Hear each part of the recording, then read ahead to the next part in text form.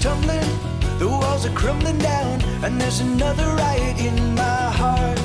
They started fires, I watch the flames go higher, and there's another riot in my heart. And there's panic on the streets as everybody rushes for the doors. And there's chaos at the docks as everybody pushes for the shore. Just like before, it's gonna be alright. I don't know if I'll be okay. I don't know if it's gonna be alright. I don't know if I'll be okay.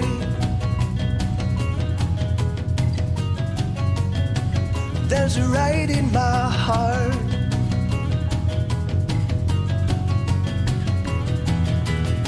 The towers crumble, the mountains tumble down, and there's another riot in my heart.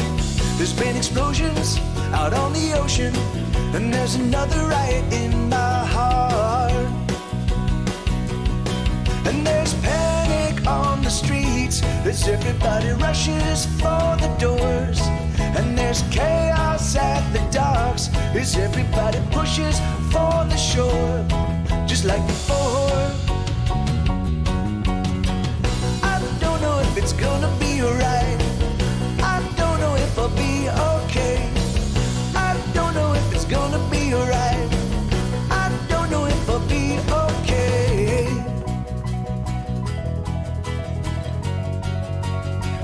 There's a riot in my heart. There's a riot in my heart. There's a riot in my heart. There's a riot in my heart.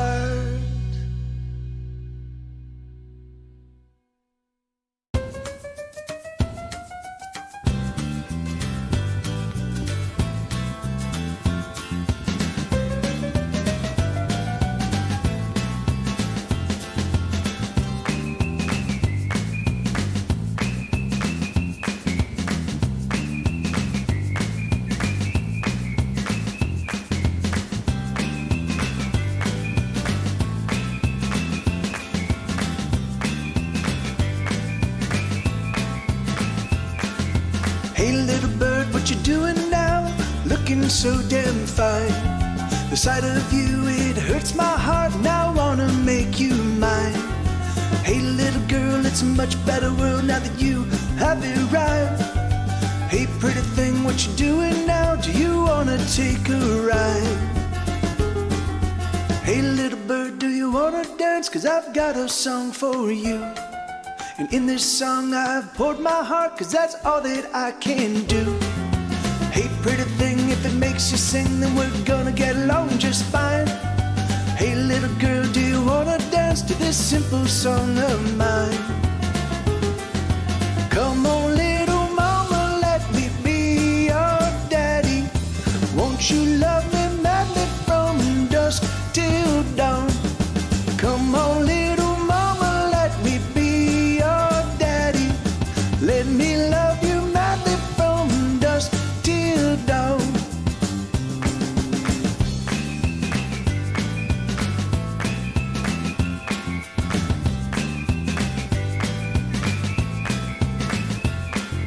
Hey pretty thing, come over here and tell me what you do. What are all your turn-ons and the things that get you through? Hey little girl, it's a much better world now that you have arrived. Hey little bird, come home with me, let's stay in tonight. Come on little mama, let me be your daddy. Won't you love me madly from dusk till dawn? Come on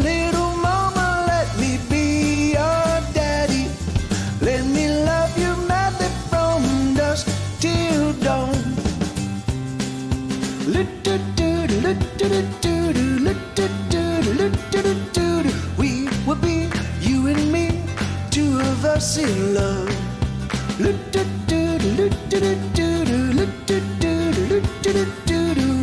will be you and me, two of us in love. Come on, little mama, let me be your daddy. Won't you love me madly from dusk till dawn? Come on, little mama, let me be your daddy. Let me love you madly from dusk till dawn.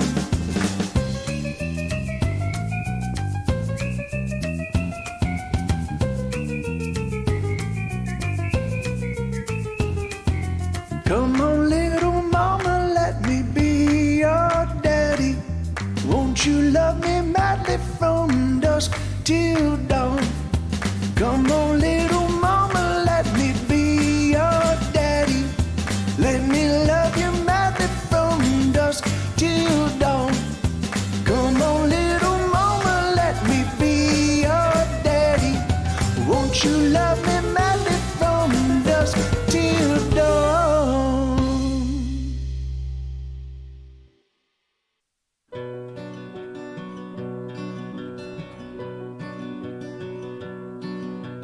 Rain falls, oh, another gloomy day.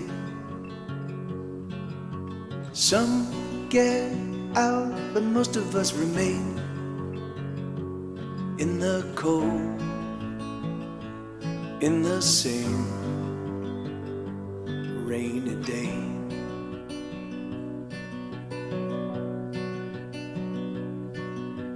There's no song that we want to hear. Oh, rain falls, deafening our ears. The wind is sheer, and we remain in a rainy day. Oh, the fire in my heart is tearing me apart, and it's burning me down. And oh, the fire in my head is raging as it spreads, and it's burning me down, down, down.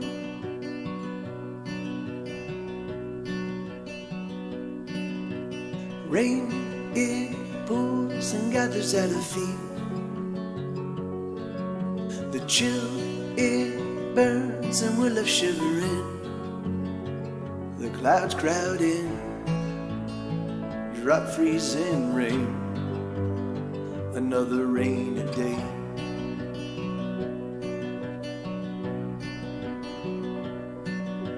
Soft, it falls like kisses on her lips.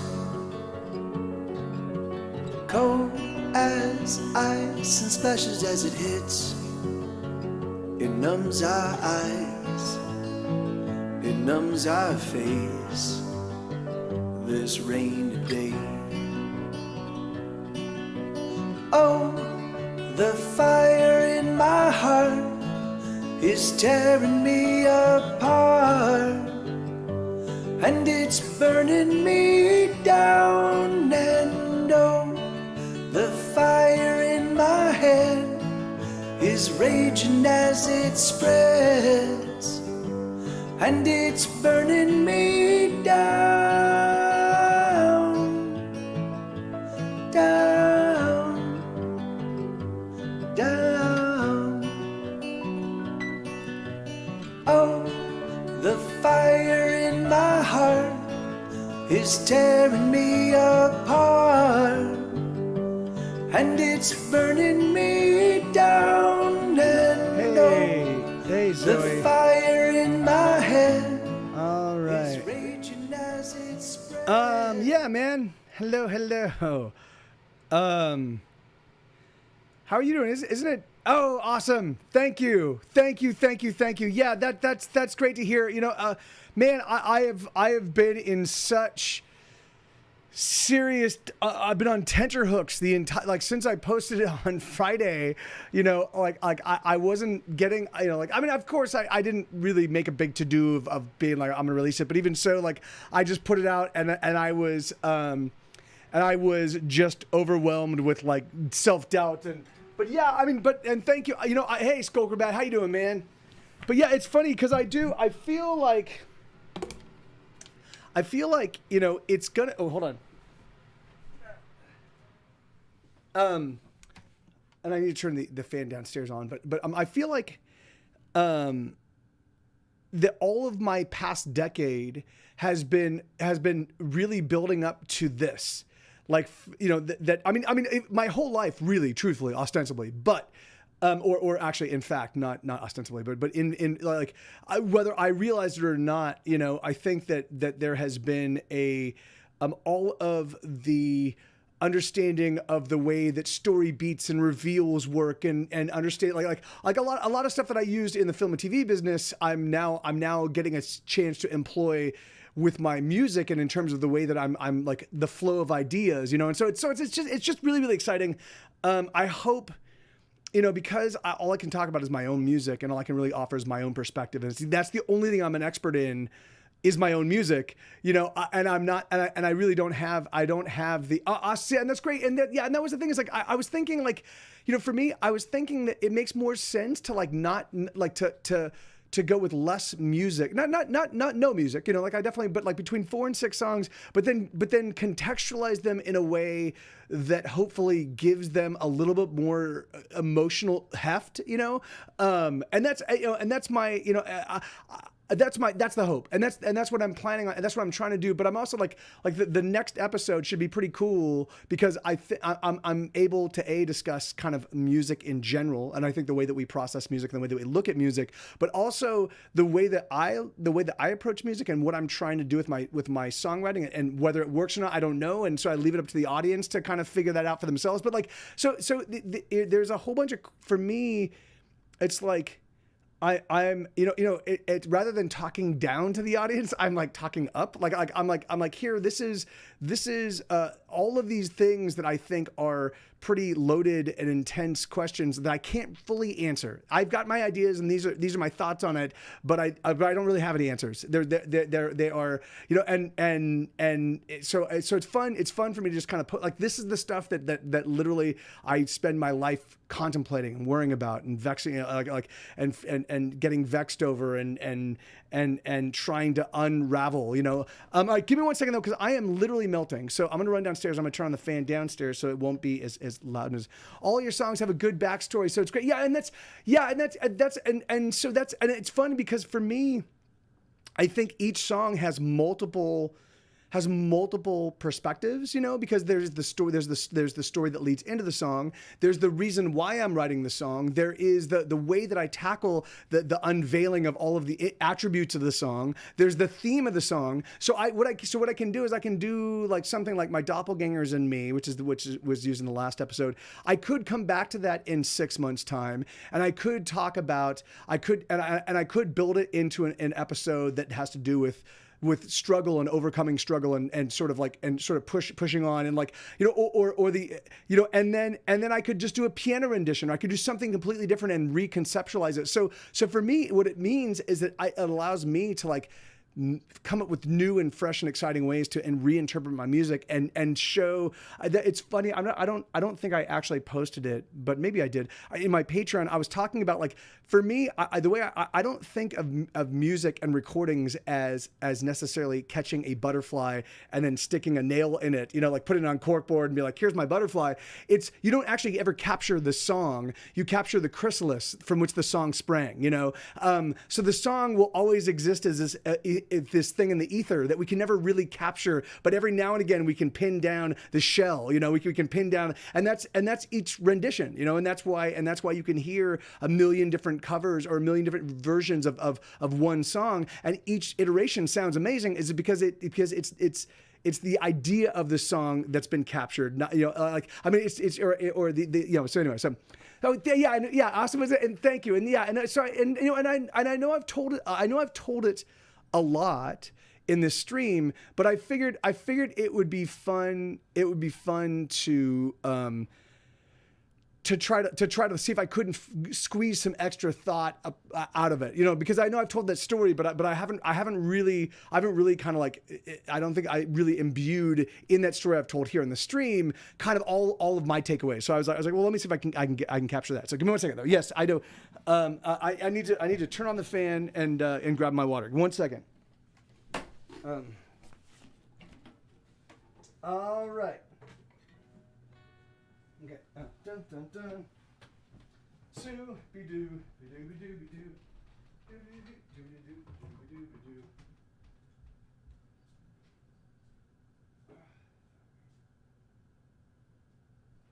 Okay, it's not bad. Okay, good. All right. Okay.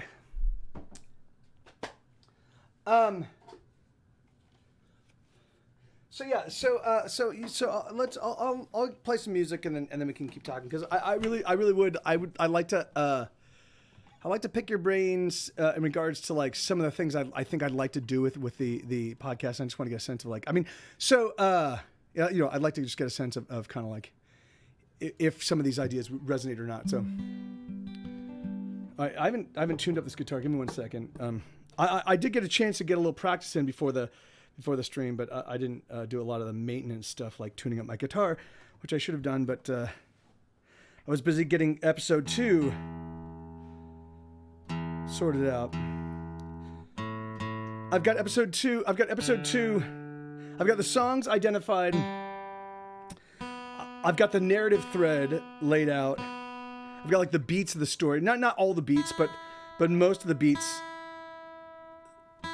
of episode 2 together, and I've got all the files and all the tempos, but I didn't get a chance to do any recording today, which normally by Monday I usually like to have half of the songs recorded at least on guitar, and so I'm gonna need to like really buckle down tomorrow. But all right, let's see. Let's do here. Let me turn on the request queue. So I will be taking requests if there are any songs that you want to hear.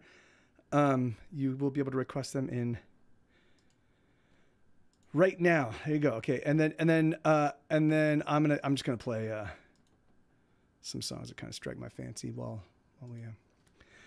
I haven't really been focusing on my finger picking, and so I've been playing songs on occasion, and they have felt a little stiff, and so I'm gonna focus early on.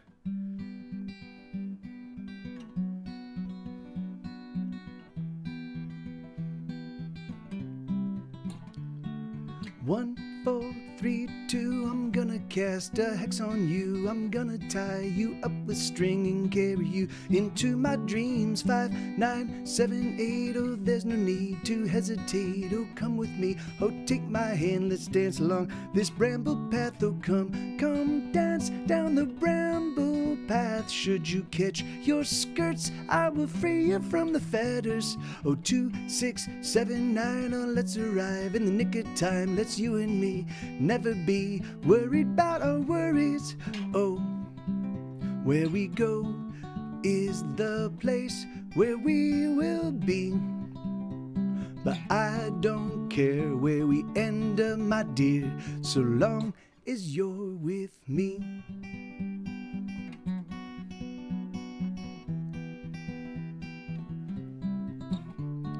4, 6, 8, 3, oh, would you wanna marry me? I wanna hold you to my heart and never ever separate. 6, 8, 3, and 2, there's so much that I wanna do, so much I wanna do with you. Let's get married, let's not wait, oh, come dance down the bramble path. Should you catch your skirts, I will free you from the fetters. 9, 10, and 1 again, let's make love, let it never end. Let's stay up and cheers the stars, oh, they are peers of ours. Oh, where we go is the place where we will be. But I don't care, so we end up, my dear, so long as you're with me.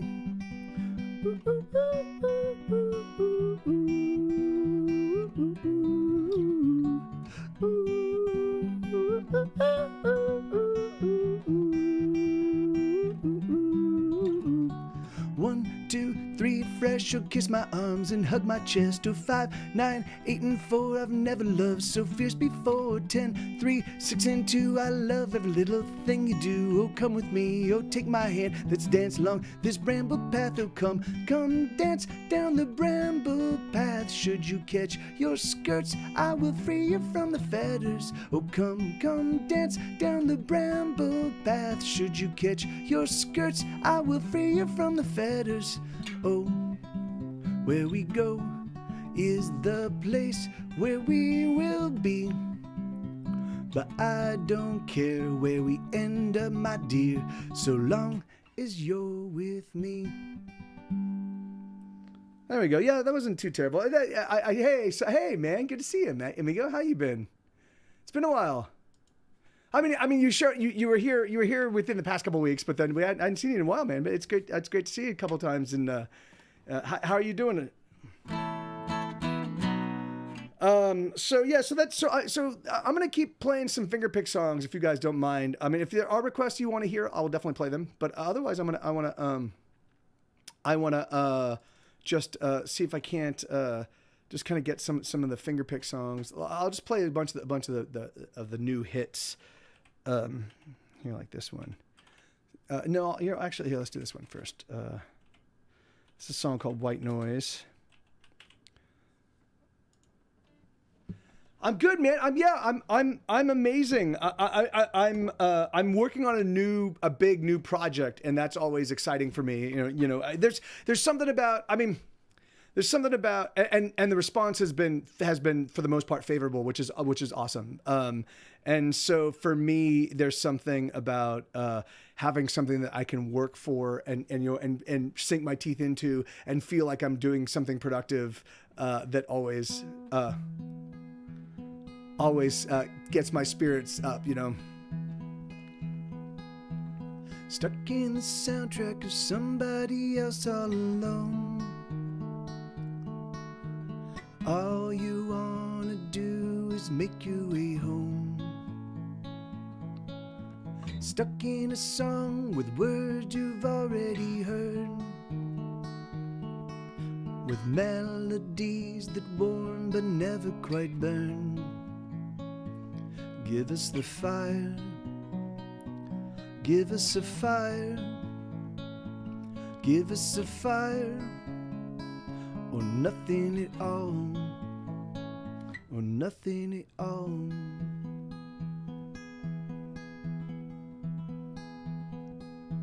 Stuck in a sound that shivers but never quite breaks, frozen in place with simply no room for mistakes. Stuck with a heart that smolders but never quite glows, trapped with the soul afraid of the truths that it knows. Give us a fire, give us a fire, fire, fire, give us a fire, or nothing at all, or nothing at all. Now that you know this, now that it's been made clear, you gotta deliver, or you get the fuck out of here. Yes, you gotta deliver, or clear out of here.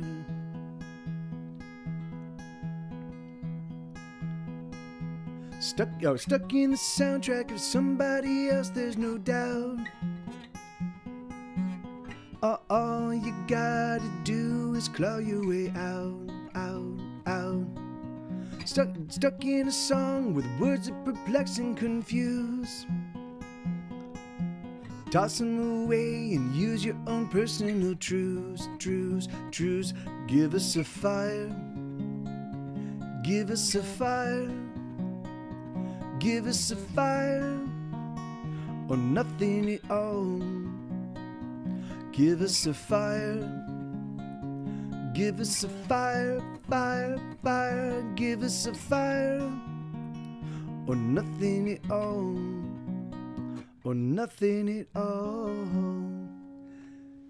Hey, Tic Tac 2, how you doing, man? And good to see. And yeah, and don't even sweat it, Aldo. I'm happy that you're here, man. But hey, Paper Cat. So for those of you that don't know, I have a new podcast out. It's free. You can actually. Hey, Blue, man, tier 3. Thank you, brother. Thank you, man. That's awesome, dude. And thank you for the kind words regarding the podcast. That's awesome, dude. I'm really excited about the response that I've been getting. If you want to listen to it, you can find it on my Discord. There's actually a channel called Hesitation Cuts the Podcast. And episode 1 is already in there. I'm not going to actually release it worldwide. I'm only making it available to you guys and to the people that kind of know until I've got 4 episodes in the can, and I know that the process works. You know, I want to make sure that every episode is compelling. Hopefully the episodes get better over the first 4. And that they become more compelling. I mean, that's the hope, you know. And then, or if they don't get better, then at least I hope that they stay as good as they have been. Been watching on YouTube as we get ready to go to the OM Awards ceremony. Oh no, yeah, Owen Michaels, yeah, that's so great, man. And he got it in math. Is that right? That's spectacular, Blue. That must be super exciting. That's so great. Now, Ola Michael is Blue and the Lenina. They're both mods of mine. They have 2 sons, Olin Michael and Gareth. And Ola Michael just won an award, and I believe it was in math. And so in algebra. Yeah, that's great. That's awesome. So yeah, so good things. Kids out there learning cool shit and then delivering in ways that make that are award worthy. Awesome. Yeah, it really is. All right, so I will. So you can get the page. So go to my Discord right there. So click on Discord, and then it's under it's you can either the news.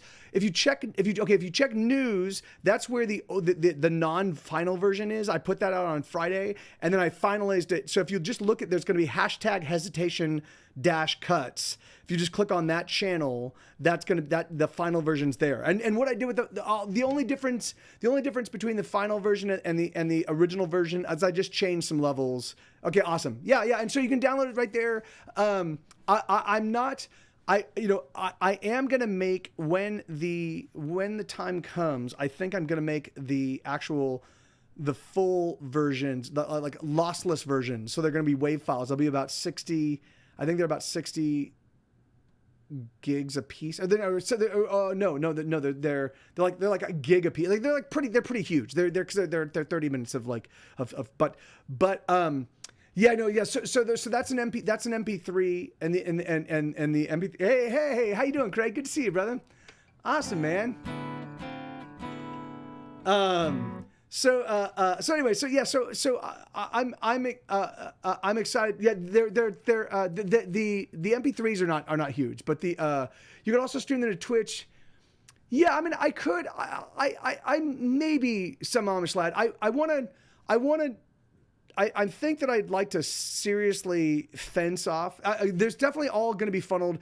I was really seriously considering creating a separate Patreon and creating a whole separate thing around the Hesitation Cuts thing that I do. But I realized that there's so much overlap. It's because basically what it is, what the podcast is it's sort of as if you took this stream and you juiced all the best parts out of it. Like you took like the best renditions of the songs. But however, what I do, I'm recording between 4 and 6 songs every single week. 4 and 6 songs every single week, and then I'm adding drums and bass and piano and shaker and tambourine and background vocals and harmonies, and I'm making them sound album worthy. They're not at the level that I would actually do if I was putting out an actual album version of them, but they're pretty darn close. Like they would be with most bands they would be totally album worthy, you know.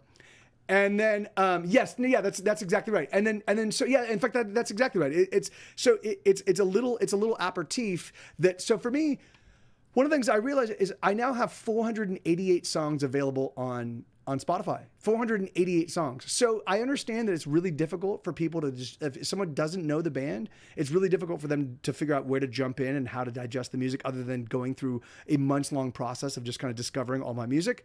So what I was thinking would be an easy way for me to make it digestible and get people excited about it was to just put together a little, where I could curate a little half-hour program. Hey, let me give you a story about one song, and then we'll roll from that into all the other, like there'll be other spoken word bits that lead into other songs. But hopefully my hope was that each song, the lead-ins would enhance and create expectation for the song. And so when the song kicked in, my hope is that it delivered on the payoff that was set up by the spoken word part. So that's the goal. Like, that's what I'm trying to do. And so basically it's like, if this show that I was doing here was not necessarily scripted, but it's but I do write scripts. I write the beats. What I want to talk about, I marshal my thoughts and I put together all of the beats of what I'm going to say, and I make sure that I cover all those points. So it is a little bit extemporaneous. It is a little bit like I'm talking to you right now. It's in my own words as I'm coming up with them right here and right now. But there is a script that controls how the story flows. So that way I can make sure that the narrative makes sense to my, so anyway, so yeah. And then I go into a song, and then I pop out, and then I talk a little bit more, and I go back into another song. And so it's like a half an hour version of the show that's just there's no fat. It's all incisive story, incisive conversation, hopefully some funny moments and some, so I really like the flow of the podcast episode. And that for me, Craig, like that's, and I'm sorry, I don't mean to keep doxing you, DJ Fission. For me, it's really exciting, that there, because I really always want to try to like make sure that what I do has emotional resonance. Like I prefer to speak and I prefer to. It's funny. I wrote this really long Patreon message that I was gonna post, and then it was accidentally deleted. And I was like, fuck, I can't write that much again, But one of the things I had written about was, I was saying, like, my intention with music, what I've been trying to do since the very beginning days of me making music, is I wanted to create, through a song, a safe place to explore darker experiences, right? Or even when they're joyful and jubilant experiences, to then cast enough of a shadow on the idea that I know this moment, this glorious moment, this wonderful moment, this awesome moment, this moment of us being in love, or this moment of us triumphing, or this moment of that recognizing that it's ephemeral and then it's going to disappear, and so let's appreciate it and let's grab it and let's love it right now. Actually, yes, right. And that is so much of my life, Paper Cat. But yeah, man, so the idea that maybe I can help push that idea along, that I can set up the impetus behind the song. I mean, in fact, that's when I've always felt that when I visited here, very in tune with life, your wise words, and it's always felt, yeah, thank you, some Amish lad. I mean, that's my goal is my goal as a musician is to have no subject be too taboo to write a song about, and no subject to be too taboo to explore in song, and even take some positions or some perspectives that maybe are not comfortable, like the perspective of the drug addict, or the perspective of, like, I have a song called Go to the Mattress that's about abusive relationships from the perspective of the male in the male-female abusive relationship. Like, they're both physically beating each other up. They're both beating the shit out of each other. But even so, as the man, he has more muscle strength just by dint of being a man. And so it already puts him in the more villainy part of that relationship. But I wanted to try to understand how two people that in their heart of hearts believe that they loved each other could actually get into physical altercations, like literally be punching the shit out of each other, and still feel like they loved each other, And so the only way I could really write that song and make it resonate is if I put myself in his shoes. And so And it was basically some friends of mine that were in a relationship, and she would call me at like 3 or 4 in the morning, and I'd come running out and be like, and I would show up and be like, what the fuck, man? What the, like you know, like I was ready to like do harm to him for how, like, you don't fucking first, because you've got because you're like, whoever has the most power should never utilize that power on people that have no, you know, like have less power. You know, like, I mean, you should never ever engage in violence anyway. But even so, it's like you should always be punching up. You know, if you're gonna fight somebody above your weight class, not below it. You know, so I you know, but you know, in fact, here I'll play it. So I wrote and again, I don't think the song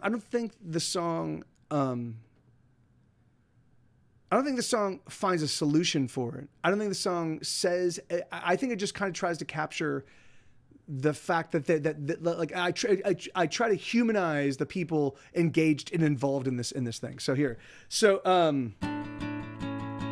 and when I wrote this, yeah, well, I see, and that's exactly, and DJ Fission, that's the thing, is like, so a lot of my music is about that. A lot of my music, I'm writing about things that I look at as important to, like, just being people that I don't encounter anywhere else. I don't hear other songs about it. I don't hear other songs like I've definitely heard songs about victims from the victim's perspective, talking about what it feels like to be the victim, but very rarely. And I also hear songs about from a toxic perspective of like, fuck you and I'm the king shit and fuck all y'all. And like, I've heard that, but I've never heard you know, somebody that is being an abuser, being in a situation and not and recognizing that what they're doing is wrong and what they're doing is not healthy, and yet not having the power to change it, you know. And so not everything needs to be about offering a solution. Yeah, no, yeah, that's and that was exactly. So here we go. So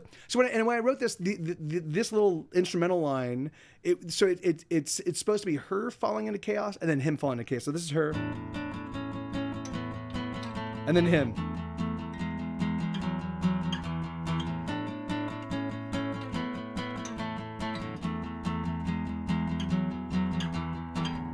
She bled on the mattress that first night at my studio.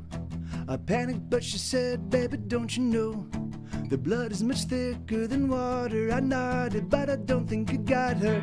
3 weeks later, she moved into my studio.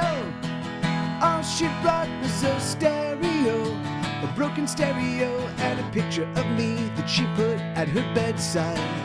I'm a lecturer, she's a cheater. I let her cut me, she likes to let me beat her. I'm a fucker, she's a screamer. I may be tougher, but she's definitely meaner. With all of our love, with all of our spite, we go to the mattress. With all of our love, with all of our spite, we go to the mattress.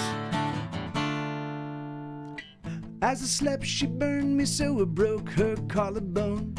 She ran to the neighbor's, but he wasn't home. So she hitched to the clinic, but they wouldn't accept her. So she called me to get her. Love, she said, is a force that draws me to you. I said, sugar, I want to believe that's true. She said, lover, you can trust me forever, 'cause we're just getting better. I'm a lecturer, she's a cheater. I let her cut me, she likes to let me beat her. I'm a fucker, she's a screamer. I may be tougher, but she's definitely meaner. With all of our love, with all of our spite, we go to the mattress. With all of our love, with all of our spite, we go to the mattress.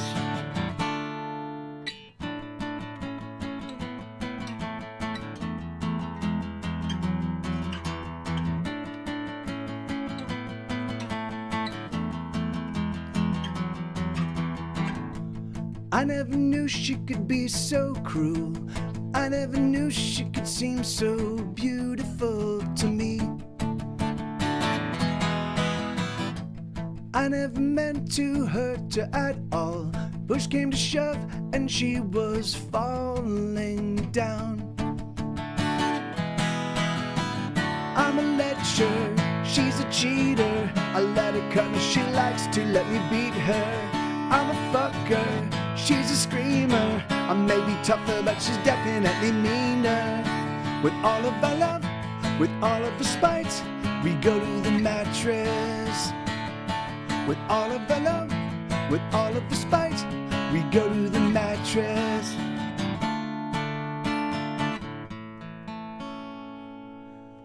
So yeah, so for me,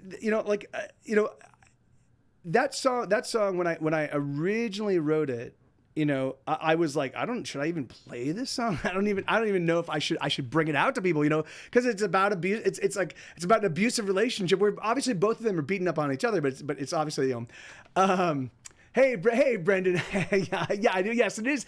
Hey, man, good to see you, dude. But it was crazy. So that song, I wasn't certain if I should even play that song, So I had written it, and I went to a friend of mine's birthday party. It was in Los Angeles. It was at an old strip club called, what was it called? It was on Hollywood Boulevard, and I forget where. But it was one of the big strip clubs of the 90s. I mean, maybe even the 80s into the 90s. I don't think it's there anymore, but.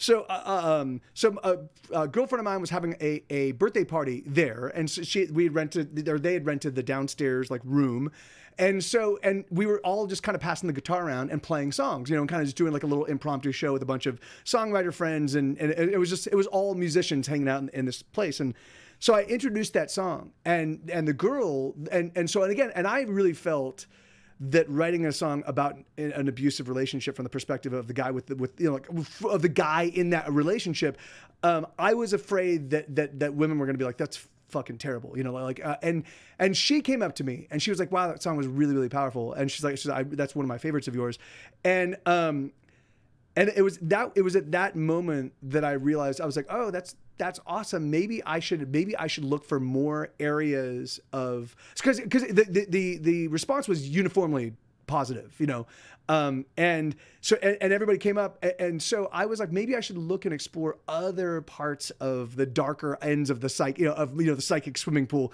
and so. Yeah, and so that's where Break Your Heart came from, and that's where Kiss the Girl came from. Was me kind of looking at, okay, let me just be honest with let me be as honest as possible about the things that I see in the world around me, and so and it was great, and it just so happened that I was a burgeoning, if not already full committed drug addict at that point in time. So I was making all sorts of terrible decisions that I was able to then write songs about, So I was like, oh great, this is the best of all worlds, But I do not recommend that. You can definitely do that without having to send your life in a tail spinning in a hardcore chaos. Oh, I keep. It's so funny. This microphone. I keep changing the position. That's the. There. Okay. There we go. All right, yeah. So. But yeah, anyway, yeah. So for those of you guys that don't know, Brendan is making a song a week. He's actually a companion, a compatriot of mine in a.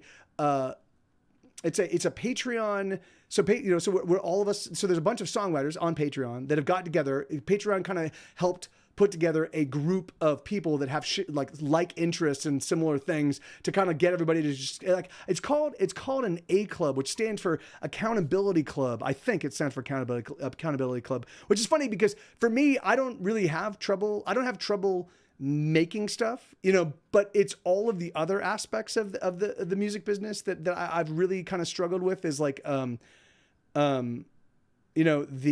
the business side, the idea of for me, every single time I ask anybody to pay any money for anything that I do, I feel a whole cavalcade of chaos rolls in, right? So on one hand, there's is my stuff even worth paying for, and on the other one is, am I fleecing people? If I'm asking you guys to pay for something, I'm like, well, when was the last time I asked them to pay for something? And regardless of regardless of whether what I'm offering has value or not, have I already asked them for money earlier in this year, and am I fleecing them? And so there's a whole slew of other things that so it's really difficult for me to put together and implement a strategy for growing what I do without feeling every step of the way that I'm fucking up and I'm doing it terribly and I'm doing horrible things to the people that support me the most, and so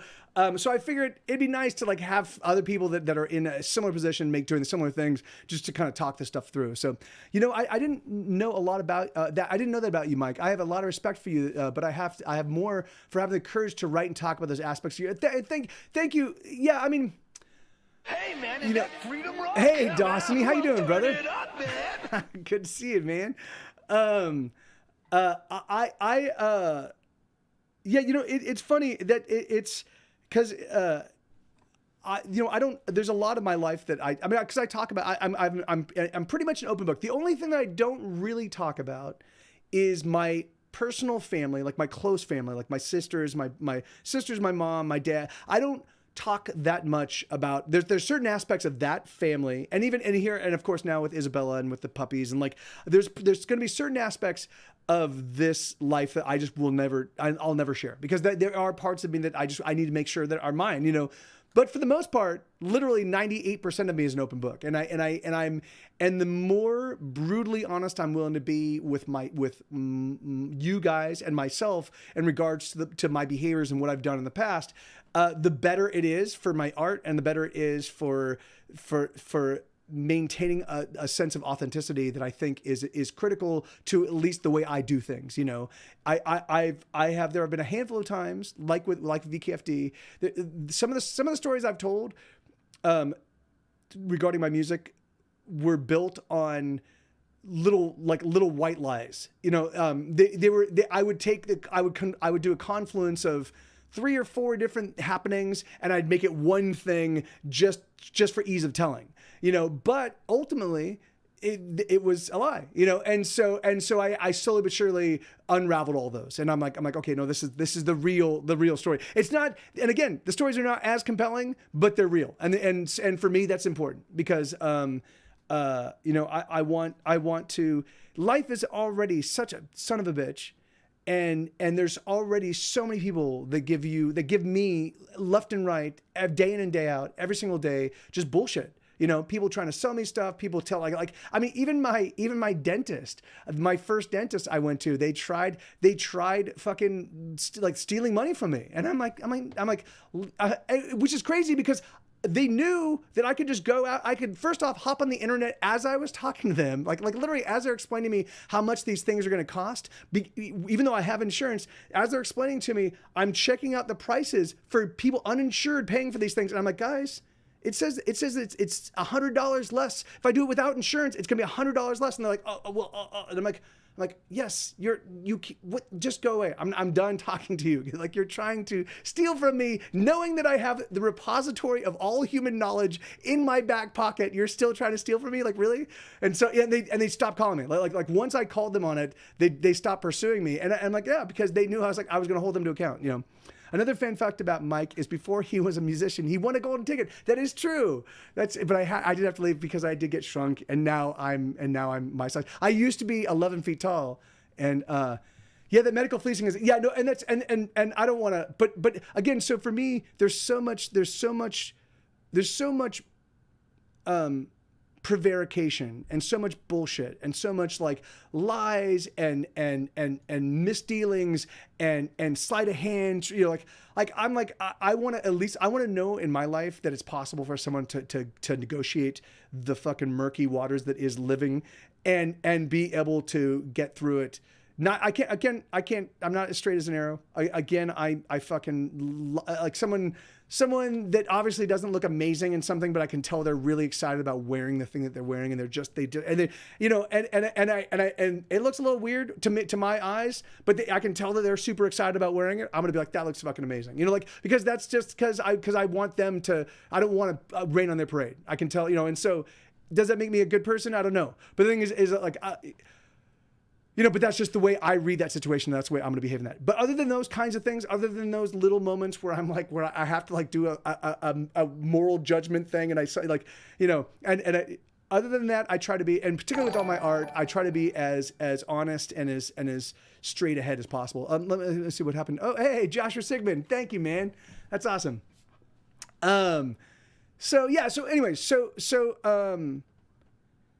So that's one of the things that for me is super exciting about this podcast, is that I get to, because here when I do this and as I play the songs and as I talk, because there's the feedback from you guys, and there's just what's going on in my own head at the time, and there's never a moment where I'm like, I'm just talking to you and that's just all that's happening in my brain. There's no way. Like, I think this isn't like there's always nine or 10 different tracks, and like the Congress of Impulses is like they're constantly debating on what we should and shouldn't do and what we should talk about. And we should so it's always sheer chaos in my brain. But when I get to make the podcast, I get to like drill that down and just make it like one story.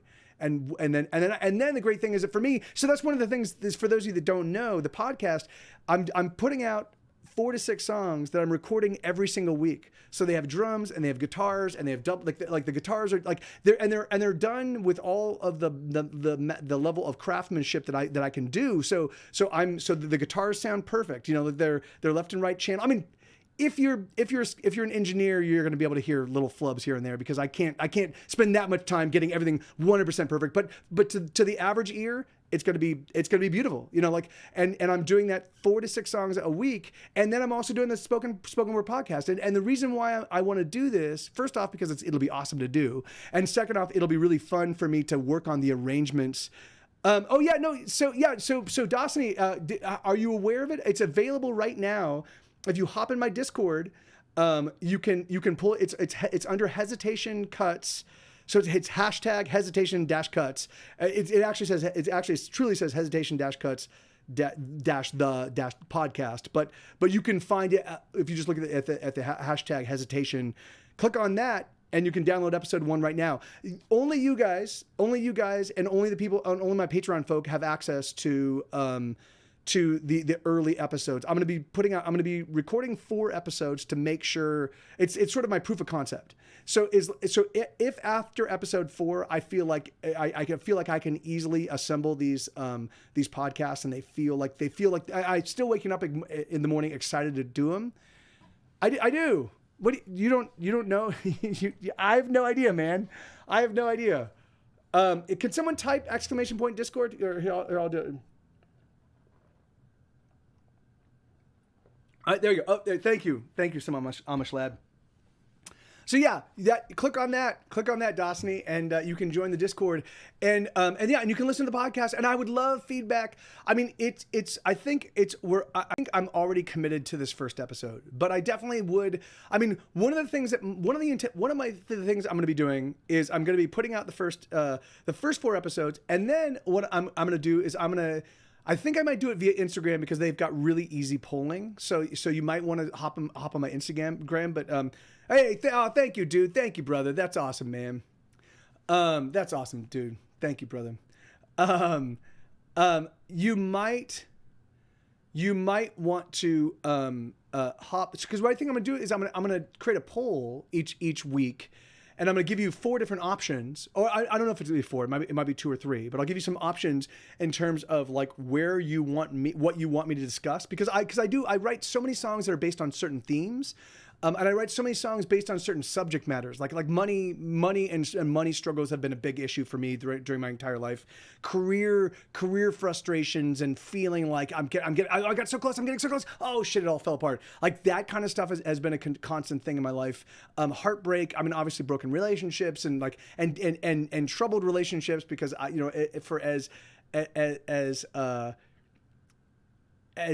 as kind a person as I know I can be in my life, I have not always been as kind as I'm trying to be now, and I've definitely done all sorts of shitty things, and I look back at the person I used to be. I just want to go back and punch him in the face a bunch of times, be like, what the fuck? Don't do this to people, So I want to be able to give you guys options to choose, and then I will give you guys some agency in terms of where I take the story, although I do feel that like, of course, but that's a great thing, right? So what I'm going to be able to do is if there's a story I really want to tell and you guys choose something else, then I'll just keep making the story I really want to tell available. And then if it doesn't get chosen 3 or 4 times in, then I'll realize, oh, you don't see the value in this story because you don't know the story yet. So I'll be like, all right, I'm gonna pull this one off and I'm gonna focus on this because I've been wanting to tell the story for X number of weeks and it hasn't been chosen. So I'm gonna pull it and then we'll start choosing again next week. I will give you guys some agency, but I will leave myself enough agency to make sure that I can tell the stories I want to tell. But yeah, man, and I think it's gonna be fun. I think already. Yeah, just dig the first episode, and I think you'll. I mean, again, my fear is it's because the only thing that I'm an expert in, is my own music and my own thoughts about my own life. You know, so it's gonna be very me centric, and I recognize that that's probably not the best way to approach anything that you're selling. Is hey, it's the me show all the time, but what I am doing, because I am willing to do the whole warts and all thing, I'm trying to present ideas about like I did with the fierce butterflies, or like I did with I mean, if you listen to the episode, like I'm trying to offer, if not bits of wisdom, because I can't say I'm wise, but I'm trying to offer, these are my perspectives on stuff. These are the perspectives that have kept me going and kept me getting up, even when I felt like everything that, I mean, there's been a handful of times during my music career where I literally felt like my music career is over and I should just walk away. I should just wipe my hands and there you go. Sorry, you know, and every single time I felt like that. I felt that so much in my heart and in my soul, in the marrow of my bones. I'm like, walk away. I was like, no, because I love making music. It's the music that's, for me, is keeping me here, you know, and that's never going to go away. And so I would be like, all right, well, fuck it. I'm just going to keep pressing on. I'm going to write more songs. I already have too many songs. I'll write more, you know? And for some reason, that doggedness and that perspective, and like, you know, it's done well for me, you know, and so I'll try to, hey, you're doing better than me, and I'm not I'm not an expert in my own. Oh, well, yeah. I mean, it's funny. I mean, I think that's the first. I think that's the first lesson, right? Is that you always have to understand, like you always go, okay, I don't know anything. So I'm operating with, there's nothing that I know in my heart of hearts that I know can say 100% is correct all the time. You know, so it's mostly just areas of mostly right. You know, it goes anywhere from like 20% mostly right to like 80% mostly right. But even so, there's still 20% where I could be like, oh yeah, this always works, and then it falls completely apart. You know, and so for me, you know, I'm like, all right, well then I guess I gotta but I am getting better at triangulating. It is another thing that's fun for me is I am getting better at triangulating the things that matter, and the things I want to hold on to and fight for, and the things that I don't. And the thing is, and then also sometimes the things that really matter that I want to hold on to, someone else, they matter equally to somebody else that's in my life.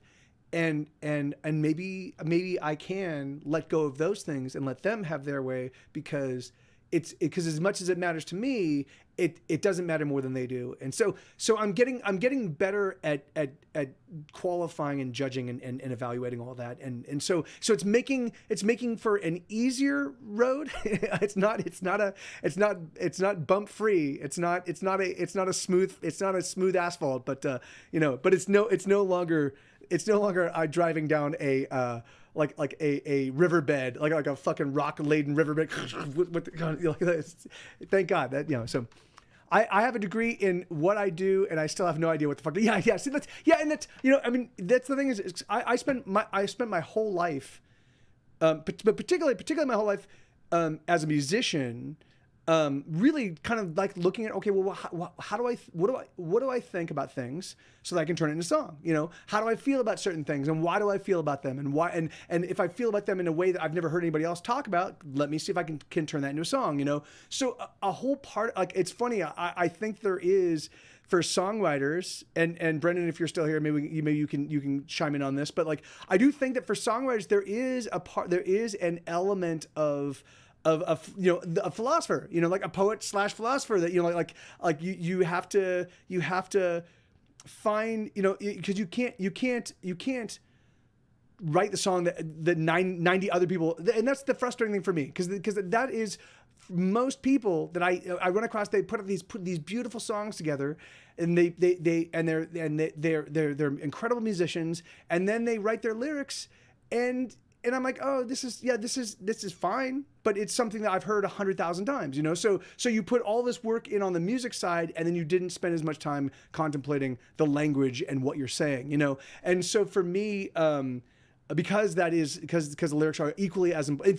In fact, for me, I started off with a head for the words and really struggled with the music. But I put in thousands and thousands and thousands of hours to get slightly better at the music, and so I feel like they're not exactly. It's still, the words are significantly heavier, but it's still not tilted like this. So,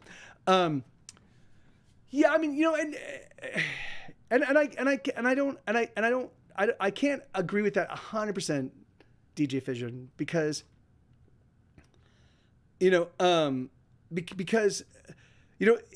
it's not so much the people making the music as it is the people propping up the music. There's an active push from the music industry at large to make the same songs, and make the same sounding songs, because it's so much easier.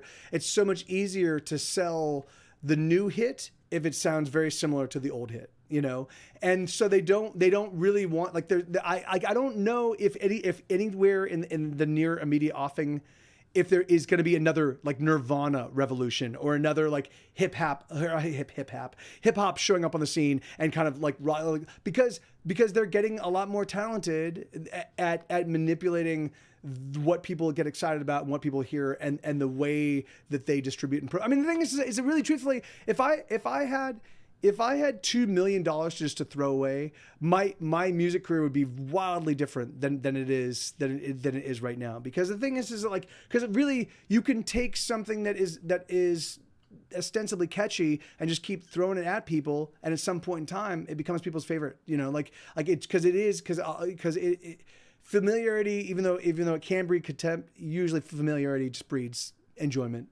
Familiarity goes, people go, I like this song. I know this song. I know this melody. Yeah, I like this, And so if you have lyrics that don't challenge you, and if you've got a sound that doesn't challenge you, and if you've got something that's easy to digest and it's upbeat, that's great. And if you got something that's a little bit melancholy, because for those sad moments, and so there's just been, at least in the popular music world, and I hate. But to me it feels like, and again, I haven't done an intense study on this, and I'm certain there are other people, but I do know that there have been studies done on the way, the kinds of music that people are pushing from a corporate, from the big music world. We're getting to revolution number 9. Revolution is yeah. No worries, Brendan. Yeah. You be well, man. Adios. Yeah, I'm looking forward to tomorrow's show. But anyway, so and again, I don't want to seem like I'm offering sour grapes, because I'm not. The thing is that all musicians are my people, and all songwriters are my people, even if they're the people perpetuating some of the sameness, the homogenization of music. That's still fine, man. They're musicians and they're making music, and that's awesome. It's the people that are actively ignoring or boxing out new and interesting perspectives and new and interesting sounds because it's too weird, or it's not as immediately sellable. Because, and again, I get it. The thing is, it's capitalism, and capitalism doesn't really have room for outliers. So. For sure, I'm not talking about bad on anyone in particular. I just think it's and I do feel you. Anyway, it's cool. But let's get back to making some music. So but it's funny. This is my whole. I spend my whole life digging into other people's music, and digging into the music business at large is very difficult for me. I do it on occasion. I do it a lot, but I do so sort of like I have to like gird myself in a mental hazmat suit to walk into what is the chaos that is the music industry, because you know, when I look at the fucking Grammys and I look at the band, the people that are up for Grammys, and I'm like, you are so irrelevant in my life. The music that you make has nothing to do with the world that I know. It boggles my mind, you know. Right, gotta go to bed. It's almost time to turn into a pumpkin. Yeah, oh, no worries, man. Awesome. Yeah, great. I promise you, I will not shout. I will. Do you want an ASMR stream from here on out, Dawson? Because I can do that if you want. Just, you know, keep it real quiet and easy to sleep, fall asleep with. Yeah.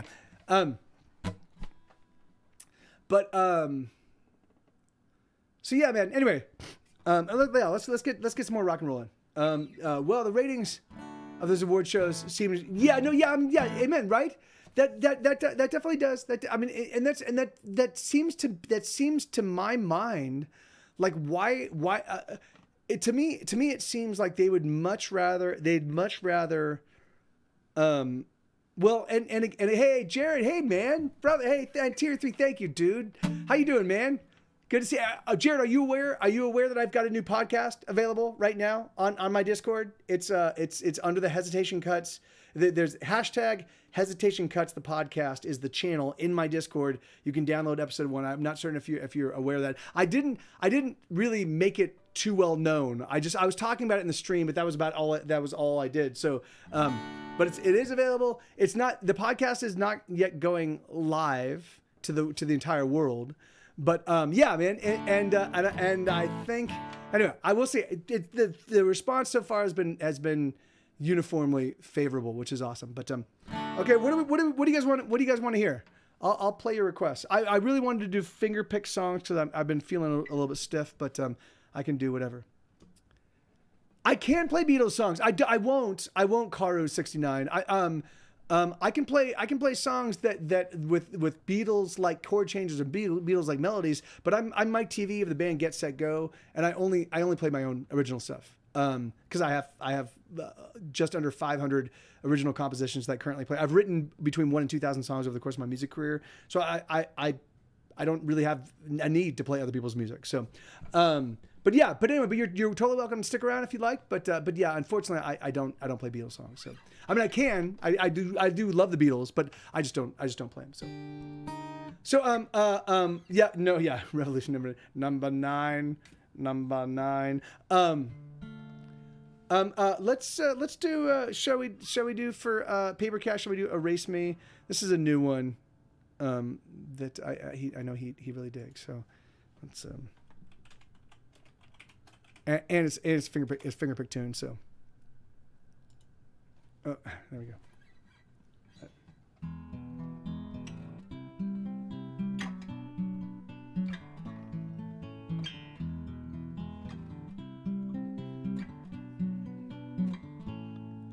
Erase me, erase my pencil lines, erase me. Leave an empty sheet of white. Erase me. Wipe me from the page. Erase me. I wanna be erased. Oh, I'm an accident. Oh, I am confusion. Oh, I am mendacity. Oh, I am calamity. Erase me. Wipe away my lines. Erase me. I'll disappear in time. Erase me. Help me fade away. Erase me. Wipe me from the page. Oh, I am failure. Oh, I am surrender. perplexity. Oh, I am a casualty. Erase me, my outline disappears. Erase me, I was never here. Erase me, wipe away the dust. Erase me, I know you think you must. Oh,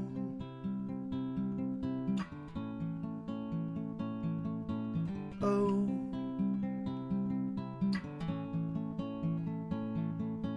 oh,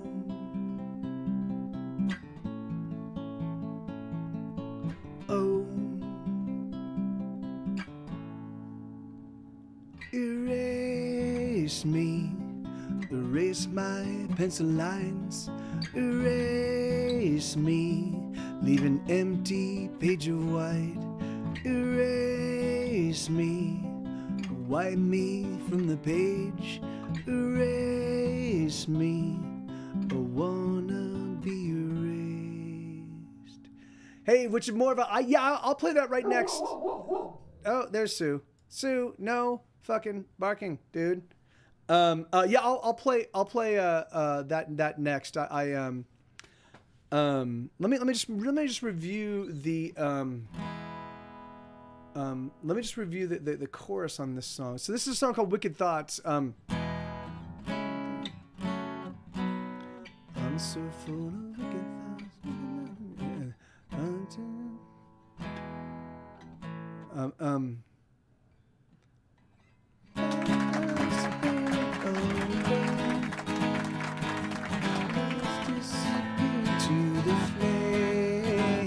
Okay, I remember how this one goes. Okay, yeah, okay. Hey, thank you, Witch of Morva. Thank you. That's awesome. So yeah, this is a song called Wicked Thoughts. I'm so full of wicked. So this has a little intro section that I can't really pull off with just one guitar. So I'm re-recording this song for a 2023 album. I think I might have come up with something cool. Let's just listen to it real quick. Wicked Thoughts. Where was that going to be? Let's see. Where am I looking? No, it's wrong. I'm just hey Bobcat, how you doing, man?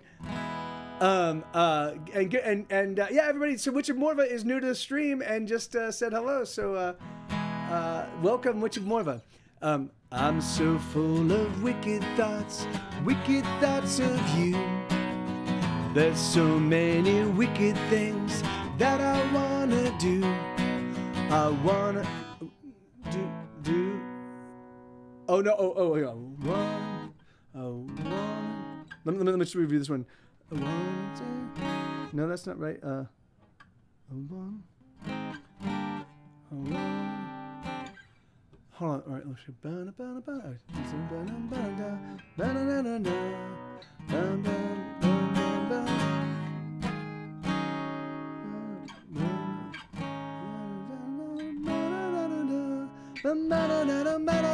There we go. Okay, there we go. Sorry.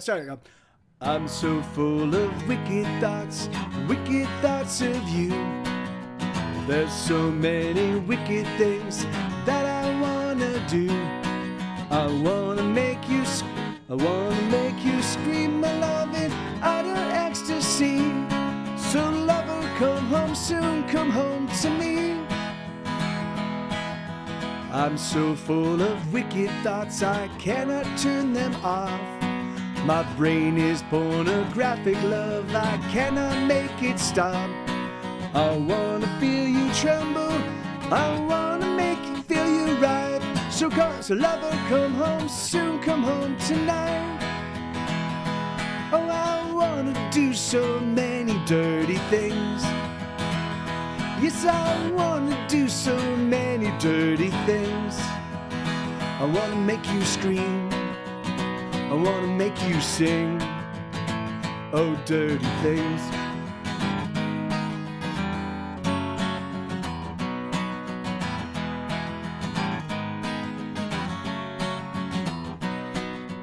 All these dirty thoughts, my love, I'm burning with desire. I'm so full of wicked thoughts, I'm practically on fire. I wanna make you burn my love.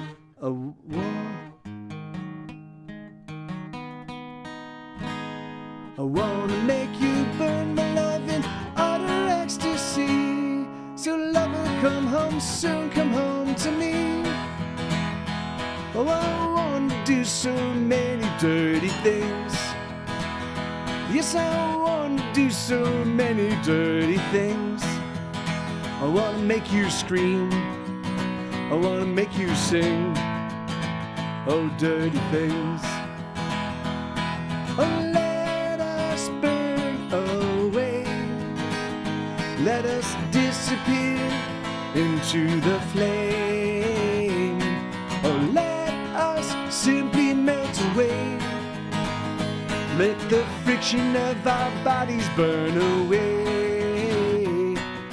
I'm so full of wicked thoughts of you. There's so many wicked things that I wanna do.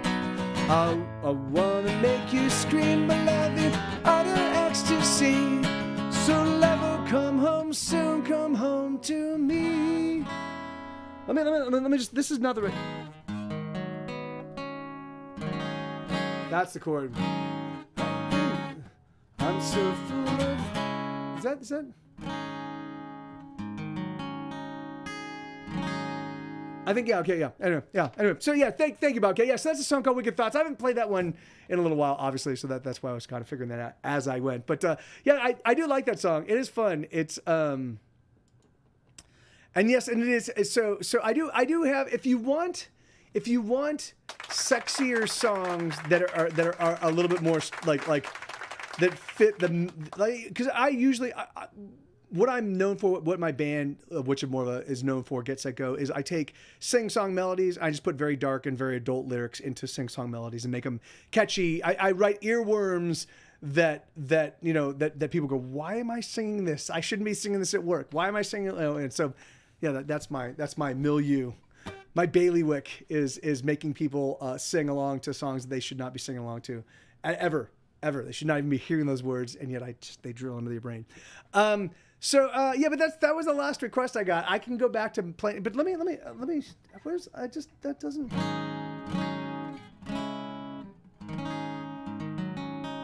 I guess that's.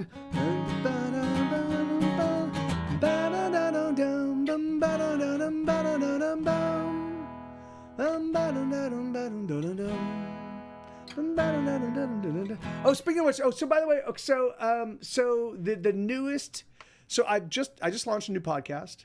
The podcast will not be in stores. It will not be in Spotify and stuff like that until probably about a month, maybe a month and a half from now. But the very first episode is available.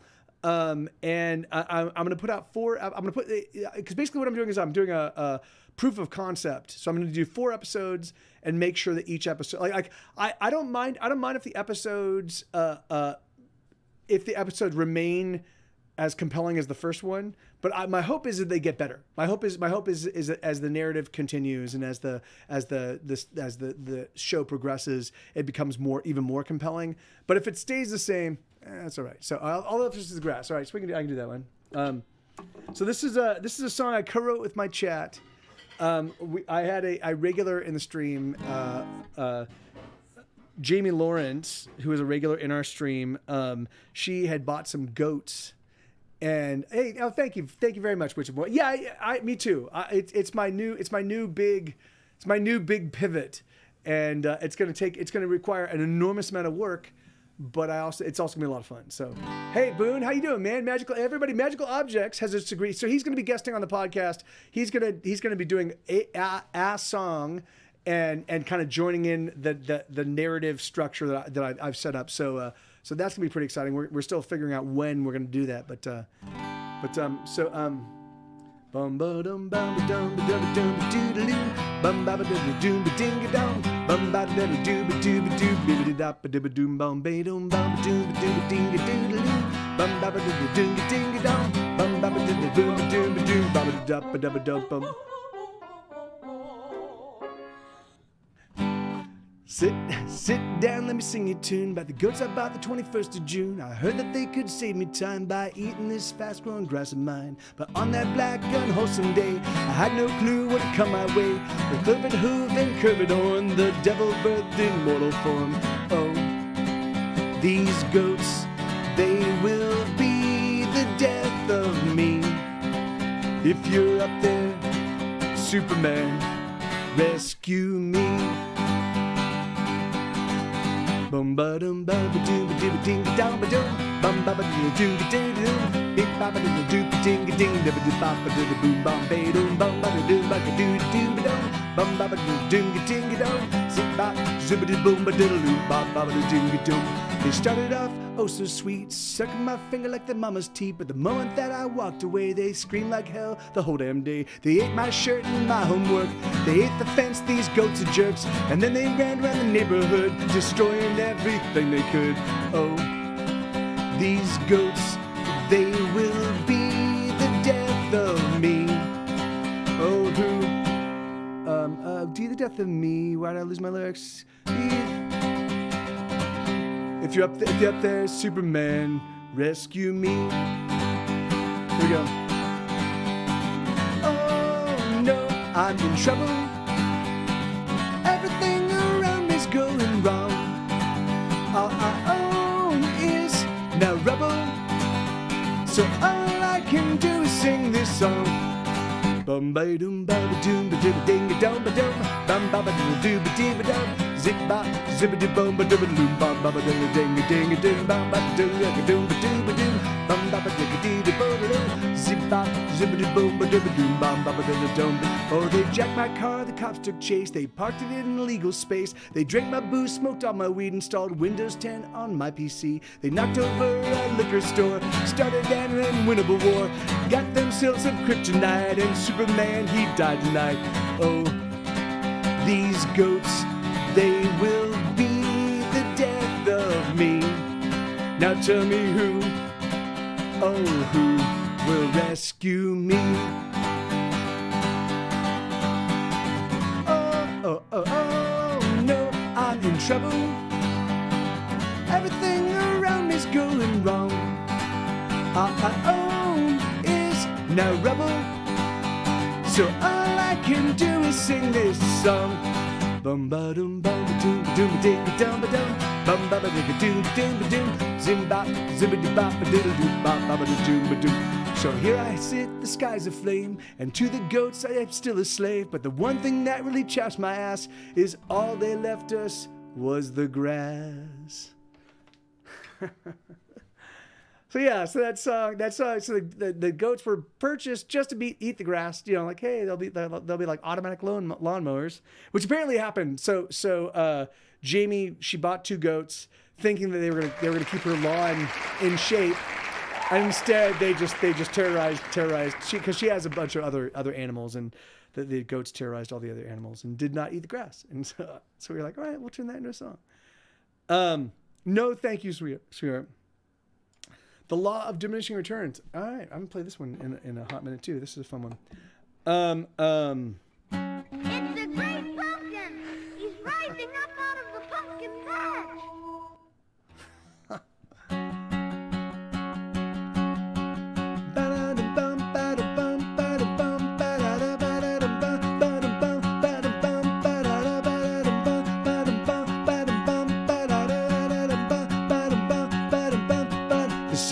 Sex lingers in the air after you're gone, but you don't care because you're here, then you disappear, you've gone away.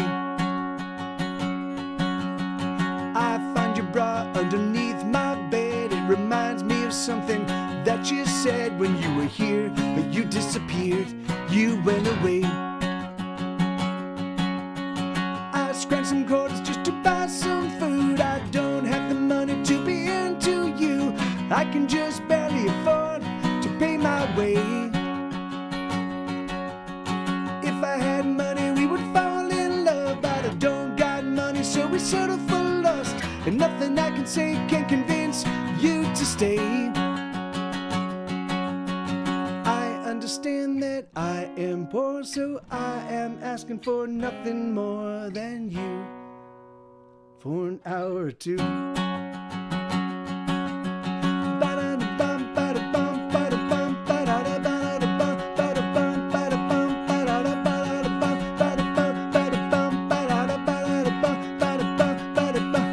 The scent of sex lingers in the air. I have my fingers tangled in your hair, 'cause you're here, but you'll disappear, you'll go away.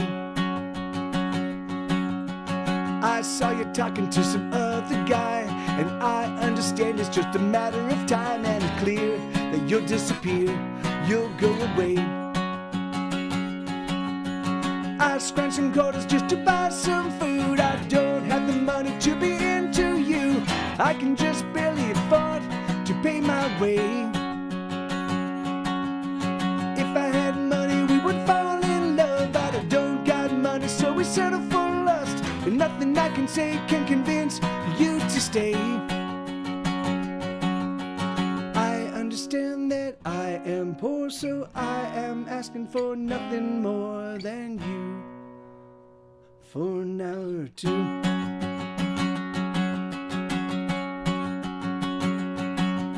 The scent of sex lingers in the air, and the sin reminds me that life ain't fair, 'cause you were here, but you disappeared, you went away.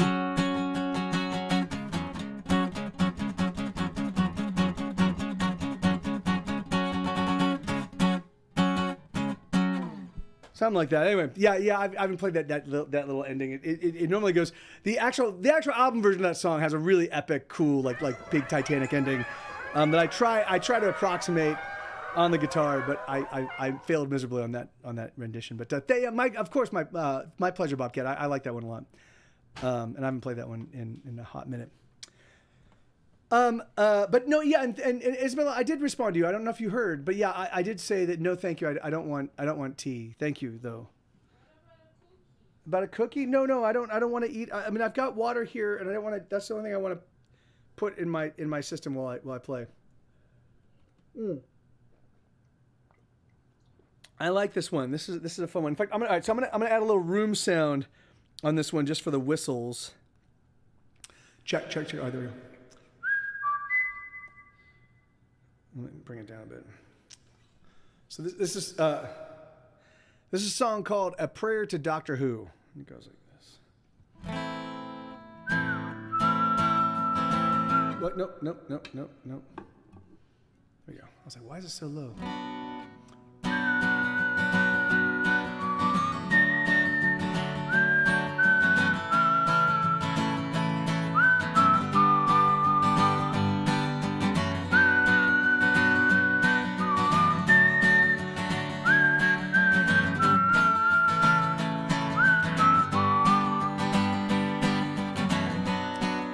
Save us from Fox News.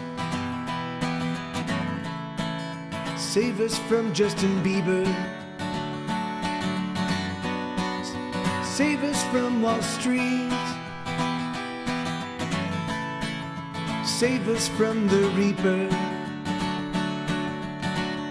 Save us, doctor, if you can, 'cause we're all dying here. Save us from the crooks, and save us from Facebook. Doctor Who, we're calling you. Doctor Who, we're calling you.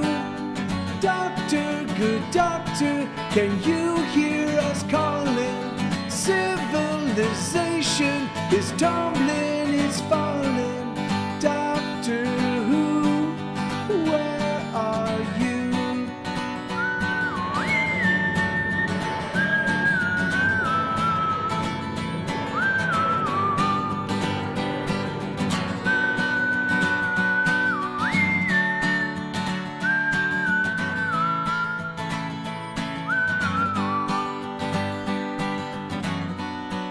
Save us from the cops.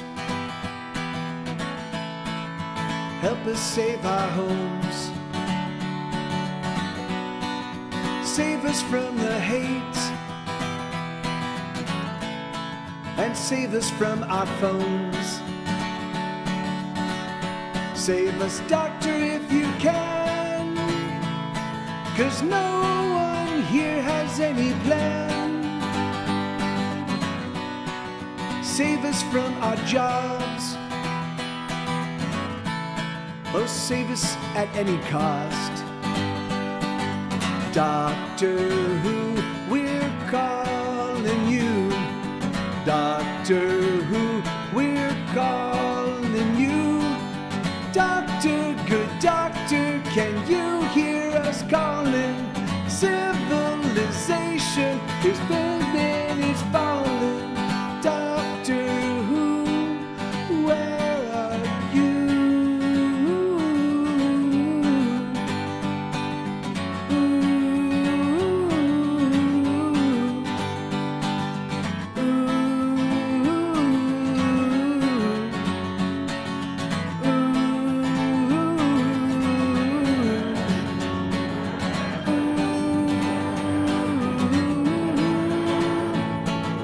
Doctor Who, we're calling you. Doctor Who, we're calling you.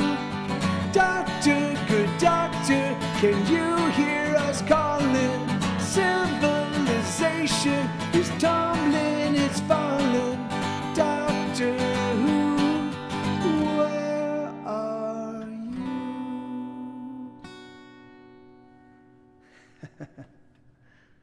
Yeah, that's a song. That's a song called Doctor Who. Yeah, a prayer to Doctor Who, making everything wibbly wobbly, timey wimey.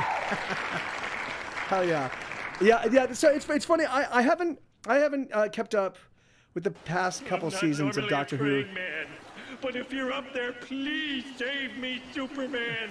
But just because I haven't had any time. But there was a point in time when I would just watch Doctor Who on repeat. Like I go to bed with it on, you know.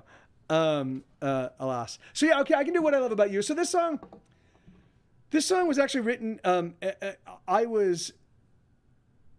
was a point in time when I was the booker and promoter of a very successful indie rock night at in Los Angeles at a legendary club called Mr. T's Bowl. And it was an old converted bowling alley, and it was like if you were part of the indie rock world in Los Angeles, it was like a coveted place to play by about 2002, 2003. But when we first started in 1990, it used to be actually in the mid 90s, in like 93, 94, there was a promoter by the name of Jack Zinder who was doing epic shows there, where he was bringing in like John Spencer Blues Explosion and like. And a bunch of other like big heads, you know. But then Jack Zinder died, and then Mr. T's Bowl really struggled for a number of years. And then I and my friends' bands, there were three bands, my band and my buddies in the band Arlo and my buddies in the band the Halston Stops.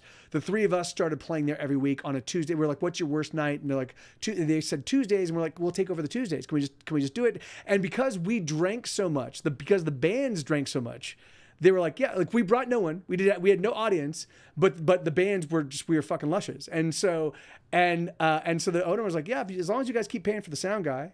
Which I was paying, then you can play. And so for the first like 6 months, it was just us three bands, and then we started meeting other bands, and other bands started joining us, and eventually, but it was still just the bands. It was just bands and no one else. And then at about month 10, these punk rock kids started hanging out. And it turns out the reason why they were really hanging out, we had no idea, because they didn't talk to us, we didn't talk to them, but there were like 10 of them, and they'd sit in the big table right on the dance floor, right in front of the bands. And they'd sit on this in this table, and they'd sit on this floor. And it turns out that they were that they were there because the bartender wouldn't card them. There was no doorman, and the bartender wouldn't card them, so they could just drink willy-nilly. So And so, okay, what's going on? That's because there was some raccoon busting your balls, so you had to watch all. Oh yes, all the A24. Yes, that's right. So yes, so it eventually blew up into this huge scene, and for about a full decade, it was just this awesome rock and roll scene on the east side of Los Angeles at a place called Mr. T's Bowl. And of course I had to get there early because because the opening slot was I'd always bring in new bands and let them and introduce them to our community, you know, and turn them on to the way things worked. And basically what you did is no matter who you were, even if you were, unless you were an out of town band, if you were from LA, everybody opened. So even if you had a crazy draw, even if you could bring 300 or 400 people, you would still have to open the show because that was just the way it worked. And then what you would do is you'd play and you'd work your way up until like the headlining slots. And the headlining slots were the 11:15 slot and the midnight slot, and those are the two like main. The 11:15 was really the main slot, but we eventually hit a point where there was still 200 or 250 people hanging out in the club at midnight and at 1 o'clock and at 2 o'clock. Like by the time we left at 2 p.m. at 2 a.m. there were like 50 or 60 kids that wanted to go party. So we'd go to IHOP, and then eventually we ended up going back to my place, which created a lot of chaos with my roommates. But anyway, But it was a really, really fun and epic scene. But I had to be there early. I had to be there very early, and I was carpooling with.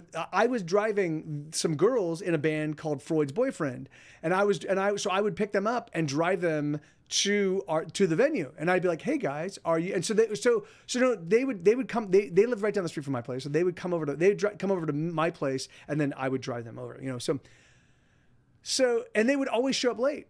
And I'm like, and so I would call them and I'd be like, all right, guys, it's 7 o'clock. I need to be there at 8. We've got 1 hour. We've got 1 full hour. And I need you to be here. I need you to be here by like 7, because I have to be there at 8. And it's like a 20-minute drive. So I need you to be here at 7:40 at the latest. You know, and almost invariably they'd show up at like 8:10, which is well past the time. Like the first band went on at like 8:30. So I was like, fuck, you know. So I threatened them. I was like, okay, guys, I'm gonna write a song. Because they're like, oh, we're leaving right now. So I was on the phone with them. God, come here. And they're like, we're leaving right now. We're literally. I'm putting down the phone and we're literally getting in the car. So I'm like, all right, well, let's see. I'm going to write as many songs as I can write, and the time it takes you to the moment I hang up, put down the phone, I'm going to write songs. Let's see how many songs I can write in the time it takes you to get here. So I ended up writing 3 because again they took. But this is one of the songs that I ended up writing. So this is a true story, but it was not written about anybody in particular. But I was just thinking about like when you are first in a romantic relationship and that romantic relationship becomes sexual, then this is like, if I have an 8-track brain, 1 track of my brain is just constantly doing this. Oh yeah, no worries. No, of course, Zoe. Yeah, I know it's late. Yeah, don't even worry. Get some rest and we'll see you all very soon, hopefully.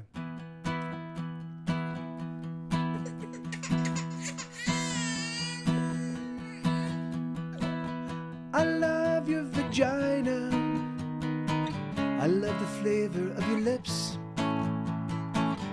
I love your vagina. I love the acquiescence of your tits. I love your vagina more than words can say.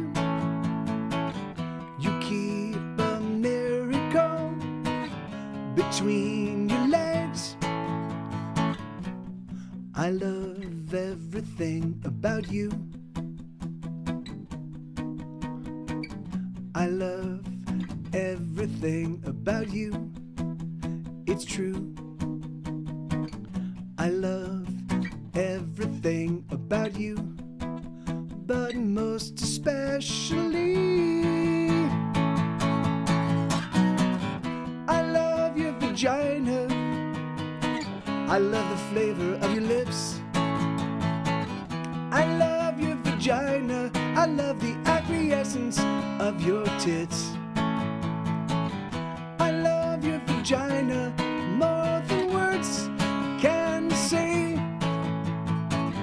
You keep a miracle between your legs. Do do do do do do do do do do do do do do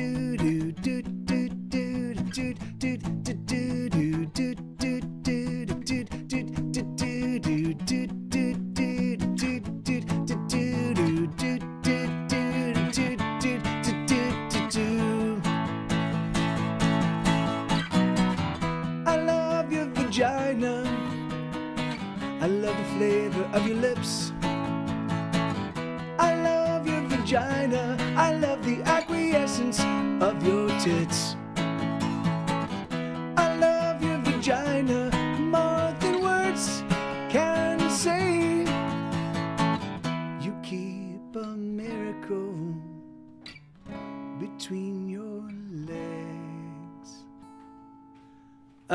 Yeah, and it's funny because that song actually was a part of Gets It Go's history, because that was so when Grey's Anatomy first licensed Wait, a couple weeks after it was licensed, and it was used in their very first season. It was used in their very first episode, not the pilot, but it was used. Hey, thank you, Alonzo. Yeah, thank you. My pleasure. Yeah, thanks for that request, man. So right after that, so when Grey's Anatomy licensed Wait, the reason why it was used was a friend of mine. She was the significant ex-girlfriend of a close musician friend of mine that I don't know if he and I were roommates yet, but we were just about to become roommates. So I know I think we were roommates. But anyway, so I called her up. So this woman named Susan Vale, she was an editor. And I called her up just to thank her. Hey, thank you so much. So because what she ended up doing is before. Did I just dropped my pick. I don't know where it went. Okay, anyway. Here it is. Before an editor, right? So if you're an editor and you're working on a television series, they don't give you approved music yet, right? So you're cutting the footage together, and you don't yet have you don't yet have the music that has been decided for the actual album, or not for the album, for the actual episode. So what editors often do to sell their cut is they'll use their own music from their own personal library. Well, Susan was part of our little rock and roll scene. She had a lot of our music, and she was the only people to have our music because our music wasn't really fully distributed. I mean, none of us really had. I mean, we had a record deal. There were about 5 or 6 of the bigger bands in our scene had gotten record deals, freshly gotten record deals, and everybody else were kind of unsigned, at this point in time. So she had access to all this amazing music that no one had access to. So she was using that in her cuts. And so Shonda Rhimes, the creator of Grey's Anatomy, and now who's gone on to be like the head of Shondaland, and it's done amazing things. But this was Shonda's very first series, and it was the very first season of her very first series it wasn't yet a hit, So I called up to thank Susan, and Shonda and Susan's like, hey, Shonda, the creator of Grey's Anatomy, is in the editing bay with me. She wants to talk to you. Do you want to talk to her? And I was like, yeah, of course. So that very first conversation that she and I had, it was like two people we were just talking it was great because she was a fan of the music. She was like your Susan turned me on to your band. I really liked the What I Love About You, which is the song I just played. I really like that song. I think we're gonna see if we can't actually get it on an episode. I don't think it's we've tried, or no. She said I think she said we tried a couple times, but the censor said no, even though we said a vagina is a medical term. So it's a vagina's medical term, but it turns out that the word tits is one of the 7 words you can't use on TV. So it wasn't a vagina, it was tits that prevented them from using that song. But even so, awesome, And so that was like a little moment of bonding between Shonda and I, and then it was during that conversation that she's like, do you have more music? And I was like, I do, but I don't think the record label is going to want to put it out. And she's like, well, send it to me. And so I sent her a bunch of really crappy acoustic demos I'd done on my personal home computer with the little microphone. It's like the thin little And I yes, I know, yeah, that class, yeah, that it's just so crazy. Like tits, really? That's the word that you can have people, you can show people getting blown away. You can show all the violence you want, but using the word tits, man, God. What a morally depraved human being I am. But even so, they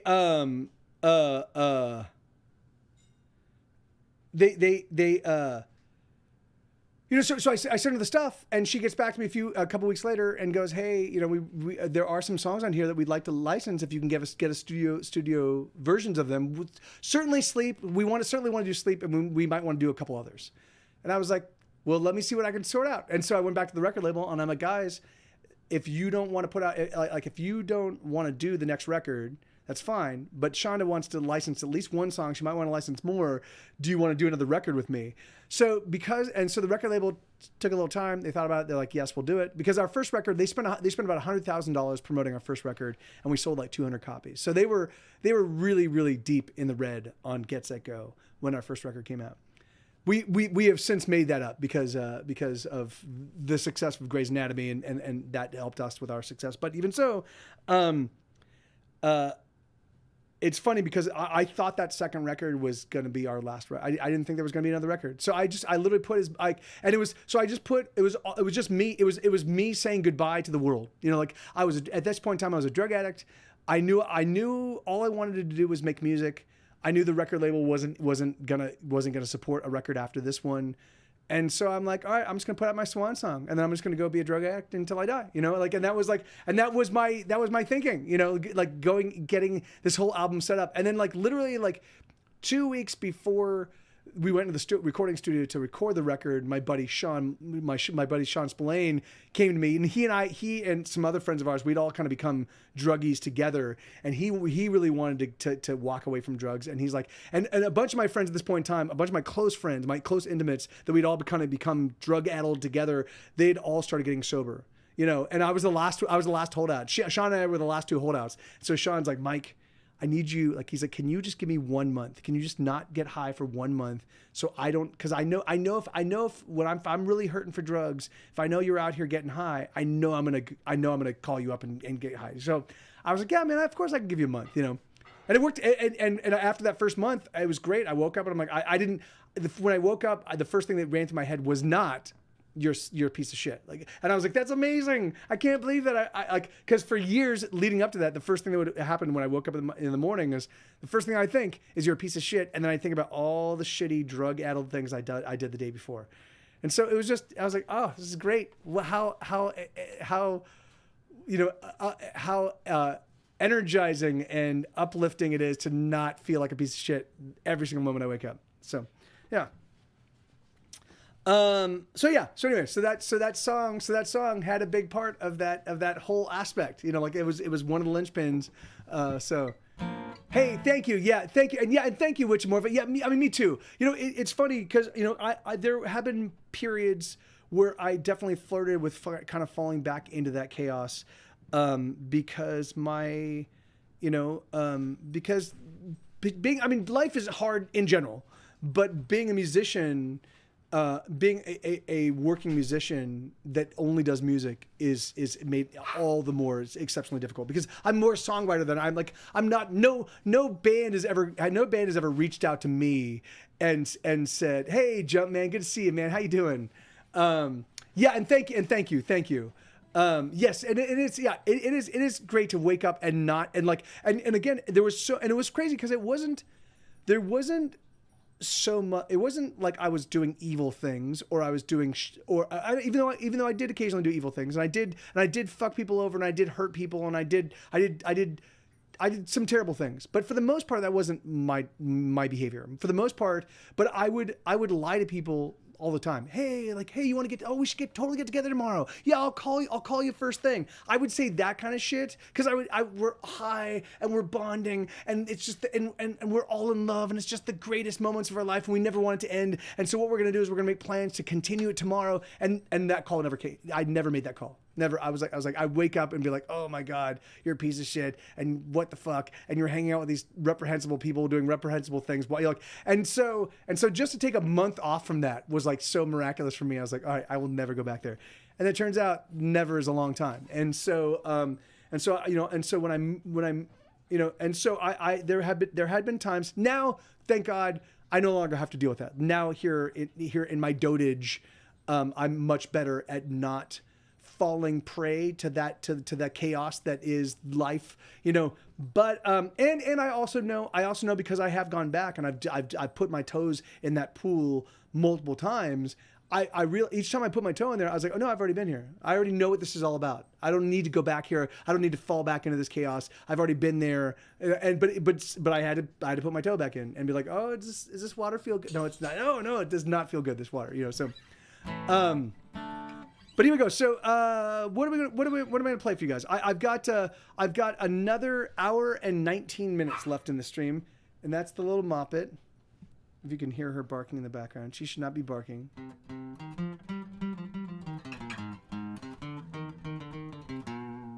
All right, let's see. Or I can play. Crime and Heresy. I can do that. I'm noticing a theme, which more of a.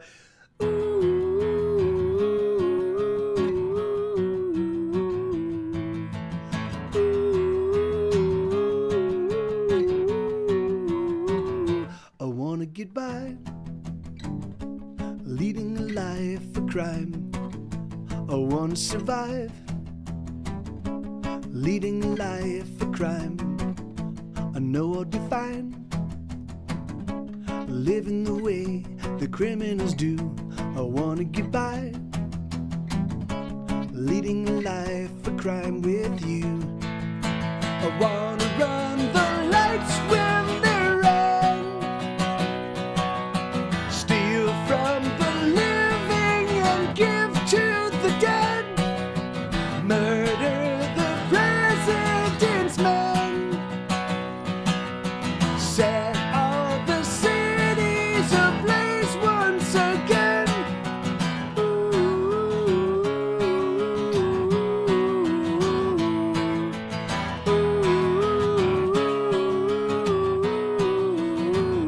I wanna get by, leading a life of sin.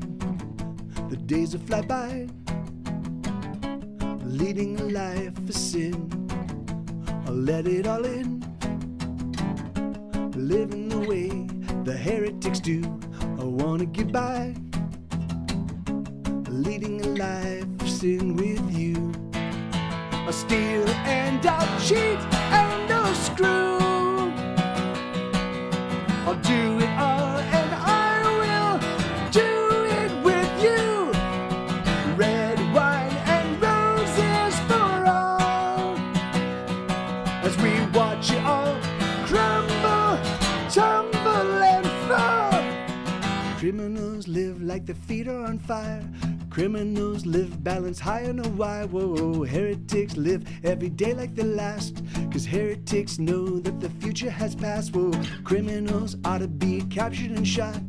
Heretics ought to be burned on the spot. I wanna be one of these. Don't you?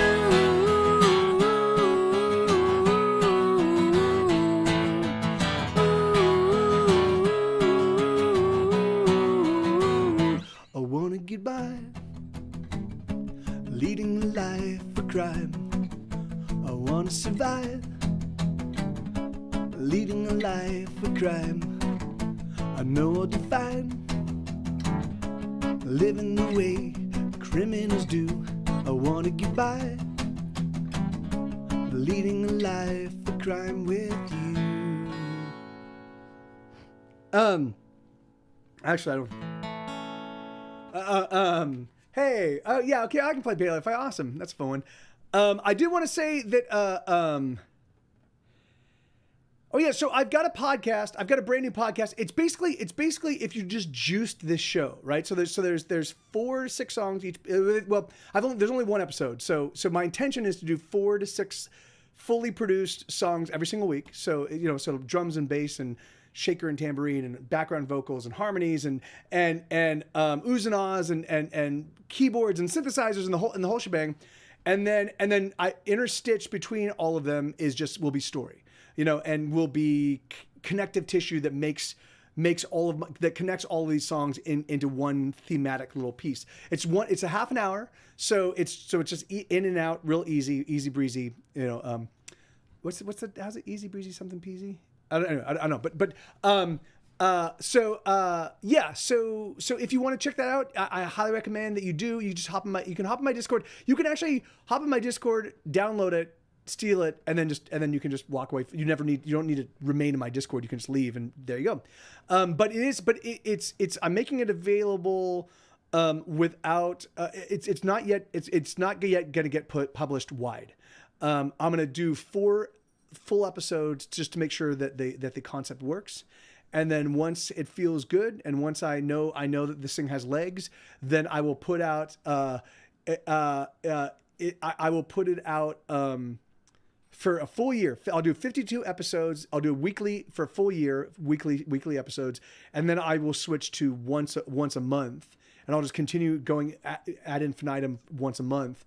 And then what my intention will be is once I think by that point in time, hopefully I'll have the podcasting thing down, and I'll switch it up and do a different podcast, you know. So I'll continue to do the hesitation. It's called Hesitation Cuts is the name of this podcast. So Hesitation Cuts will continue, but it'll be 52 episodes first year, and then 12 episodes a year after that, and then I'm going to do the same thing. So it's basically like I'm just starting with a strip, and then going to a monthly. So this is a song called Paleophile, and it goes like this. So this is another song I co-wrote with my Twitch chat years ago now, which is crazy to me that it was years ago, but it was years ago. And there were maybe about 200 or more people that actively worked on this song at the time that we were writing it. So. When I was a wee one, I had my first crush. Those tiny fossil arms made me blush. That neck, that horn, that tush, that never-ending smile. That's when I knew I was a paleophile. It may be a sin, but that toothy grin drives me wild. I'm not into boys or girls, I just want dinosaurs. I want my dino whore. Omnivore, carnivore, herbivore. I'll fuck 'em all till I'm dinosaur. Who? Archaeopteryx, extend those sexy wings. It makes me think the naughtiest things. Brontosaurus with your neck so very long. I could stroke it all night long. Velociraptor, give me some more, you big dickosaur. I'll fuck 'em all till I'm dinosaur. Megalosaur, give me your ultra megalodon. Saxomosaurus, you shake me, you're breaking my heart on. I wanna go back to the past, force that sweet dino ass. Wind up the clock, tickety-tock, for that fat dino cock. Please take me home, I'm all alone, stuck in a world without dinosaurs. With the dinosaurs. Ooh. Triceratops, so can you top me? You make me horny to the power of 3. I have only one wish for my Mesozoic date. I want a T-Rex to masturbate. When we're alone, I'll polish your bone to your squirt dinophone. I'm not into boys or girls, I just want dinosaurs. I want my dino whore. Omnivore, carnivore, herbivore. I'll fuck 'em all till I'm dinosaur. Who? Ankylosaurs, you will someday become gas. Till then use your tail to pound my ass. Stegosaurus with your lovely lady plates. Why don't you come please, sit in my face. What can I do? I like to screw, I bet they did too. I'll fuck 'em all till I'm dinosaur. Megalosaur, give me your ultra megalodon. Saxomosaurus, you shake me, you're breaking my heart on. wanna go back to the past for that sweet dino ass. Wind up the clock, tickety-tock, for that fat dino cock. Please take me home, I'm all alone, stuck in a world without dinosaurs. With the dinosaurs. Oh, what a bore. Park. Yeah, that's a song called Paleophile. And you know, I can find that one. It's Don't Need a Thing. That is what it's called now, Bobcat. But I forget what it was called, something else. I really struggle with a title for that song. I do like it a lot though. Don't Need a Thing. In fact, I'll play. Okay, what? Yeah. So what was it called? No, Don't Need a Thing. I don't need. What else could it have been called? I got All I Want or All I Need, or I think something. Let me just import this, or let me see. How do I do this? Let's see if I can find. Don't need much. Don't need here. Let me try need. Don't need much. Things I need to know. I need to know. Don't need much. No, that's not it. Is it? Maybe this it. Maybe this is it. What else could it be? What else was this song called? I got the songs. I got the songs. I think that's what it was. I got the songs. Oh sheesh. I think it was called I Got the Songs. I think that's what it used to be called. Yes. All right. So I'm gonna change this. I'm gonna edit this and call it Don't Need a Thing. This is what it's. Don't Need a Thing. All right. Now. Oh yeah, no, no worries, Witcher Morva. Yeah, it was a real pleasure making your acquaintance, and hopefully we see you again. Yeah, So adios. You have a great evening. All right, so there you can throw it in. Hell yes.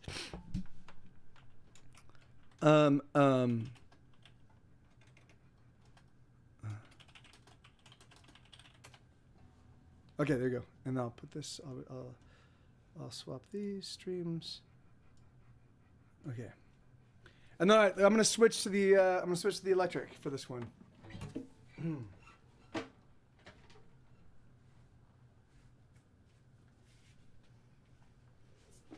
Oh shoot! It's not plugged in. Hold on, give me 1 second. Oh yeah, it's not plugged in at all.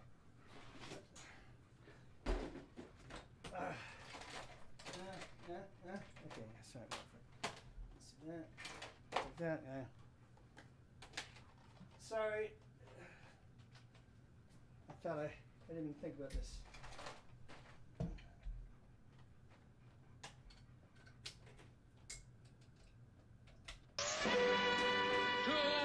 Chocolate cream pies. Is that chocolate cream pies? 2 chocolate cream pies? That sounds about right.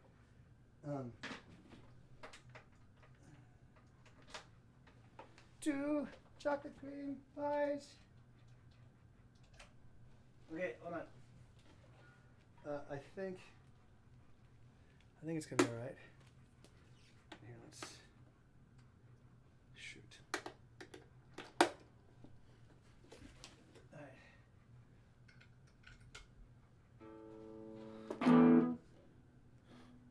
All right.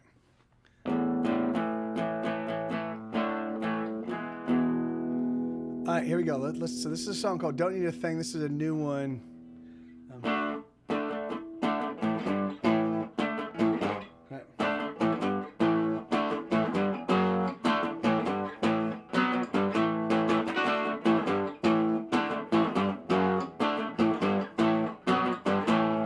I don't need the roar.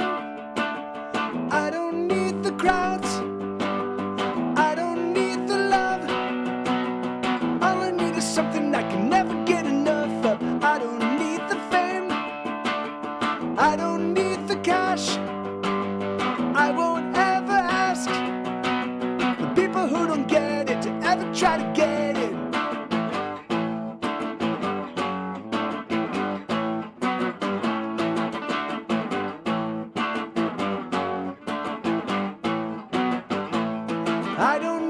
dream. I don't need the hope. I don't need a thing. 'Cause I got the music and the music's all I ask for. I got all I need. I got all I want. I got the songs, got the songs, got the songs, got the motherfucking songs. They belong to me. Everything is gonna be alright. Everything is gonna be okay. 'Cause I got a new song that I can't play. Everything is gonna be alright. Everything is gonna be okay. 'Cause I got a new song that I can't play. So come on, baby, won't you sing with me? Come on, lover, won't you sing with me?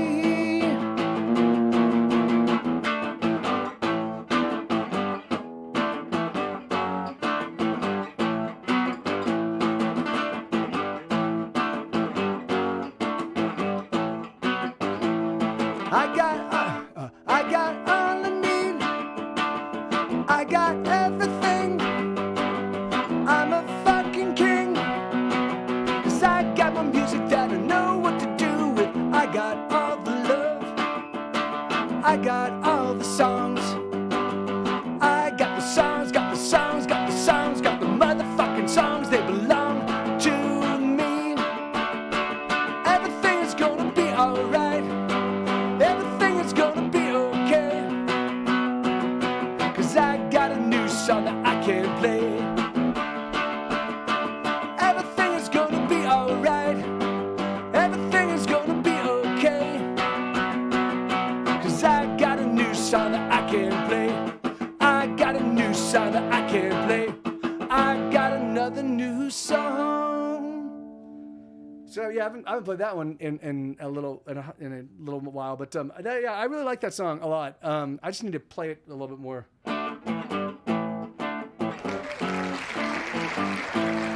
Yeah, my pleasure, Bobcat. Thank you, man. Yeah, thanks. I'll try to work that one into my regular, in a little bit more regularly, because I really do like that song.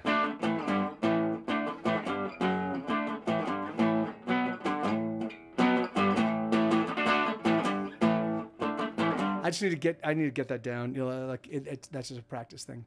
Okay, so let's see. Should have done. And I'll do this one also in the electric. So, I'm gonna add a little room sound for this one. All right. Oh, okay. Oh, awesome. Well, that's great. Yeah, that's great to know, man. Thank you. That's very cool. That's exciting.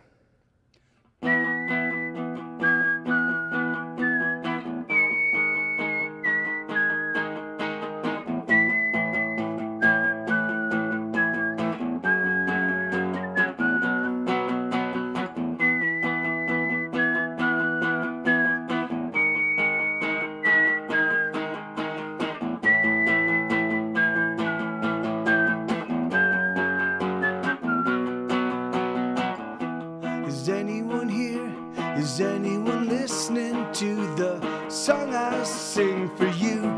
I know it's been hard, but we have yet to fall apart.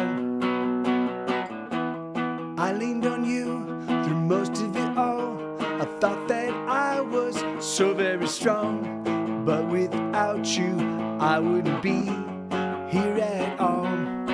Oh, we could have done what we could have done, and we should have won when we could have won, and we might have tried, but we were tired of it all. Oh, we should have ran when we could have run. Yes, we should have loved when we could have loved, but we didn't love because we're tired of it all.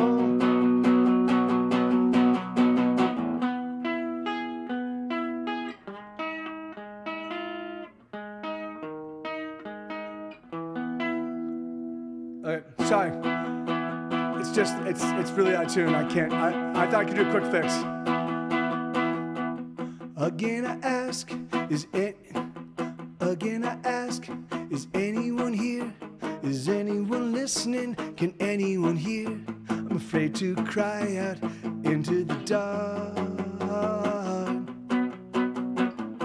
So take my hand and help me again. I hope that I won't become a burden. If you want, you can walk with me for a while. Oh, we should have done what we could have done, and we should have won when we could have won, and we might have tried, but we were tired of it all. Oh, we should have ran when we could have run. Yes, we should have loved when we could have loved, but we didn't love because we're tired of it all. Let me see you again. Let me see you again. Hey, hey. Let me see you again. Let me see you again. Hey, hey. Let me see you again. Let me see you again. Oh, we should have run when we should have won. Yes, we should have done what we could have done, and we might have tried, but we were tired of it all. Oh, we should have ran when we could have run. Yes, we should have loved when we could have loved, but we didn't love because we're tired of it all. Oh, we're tired of it all. Let me just tune up real quick. Sorry about that. I should have thought to check the tuning.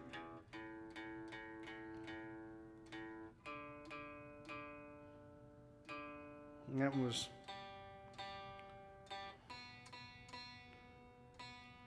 Yeah, my pleasure, Bobcat. Yeah, sorry that one was not as sonorous as it could have been. It's just me being a dunderhead, but that's okay. Because I can't be, I can only be on point about 8% of my week, So alas, unfortunately, that means the remainder of the week, I'm a complete train wreck. So. Not necessarily a complete train wreck, but mostly a train wreck. Okay, so let me see. So let me do some more songs on the electric that I have. Maybe songs I haven't thought about playing in a while. Well, yeah, because that one could have done or no. Don't Need a Thing is a really fun song, and I don't know what other songs I've got like that maybe I'm not playing. All the Time in the World. No, that's not it. Oh, let me see. What's the one called?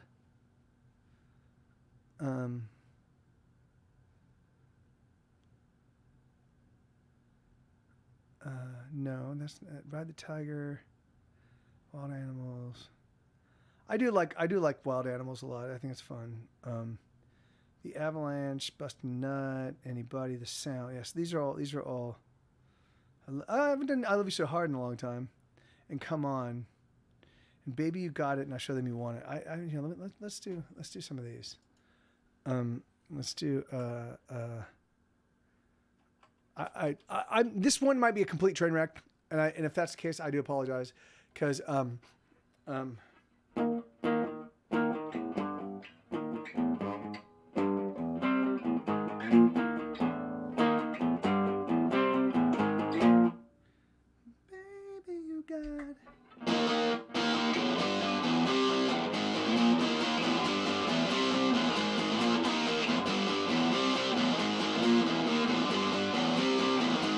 I know they're booking you and shoving you.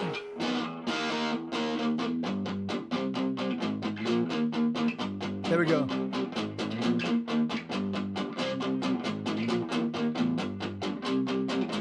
I know they're bucking you and shoving you down. I see them pushing you, holding you to the ground.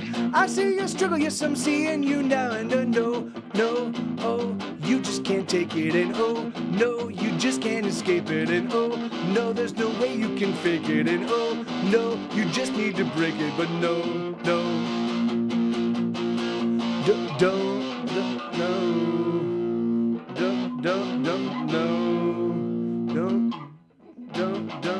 you worry. Don't you worry. There's no hurry now.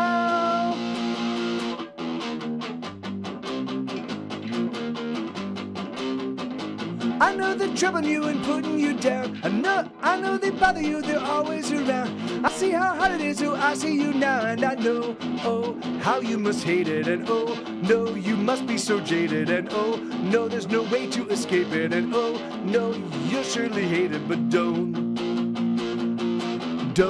you worry, there's no hurry now, no.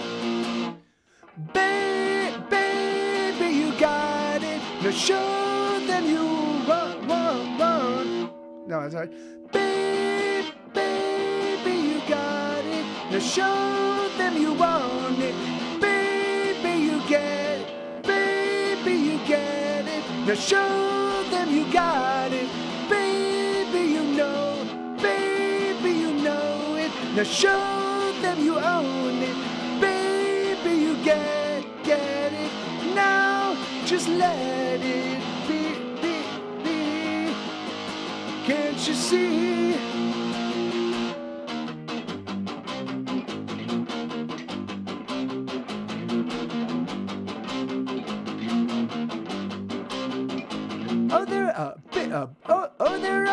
There are haters, oh yes, haters abound, trying to fetter you and keep you strapped down. Cowards and children who don't know just how they, oh, no, there's no reason to take it. And oh, no, there's no need to escape it. And oh, no, you can just break it. And oh, yes, you're gonna make it. But no.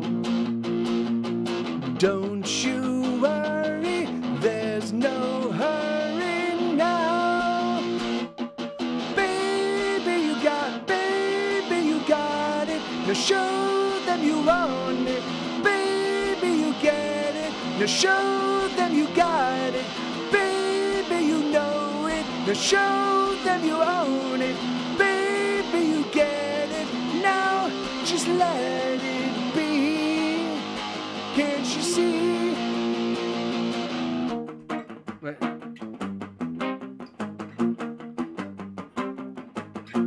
Is that right? I know you. I celebrate.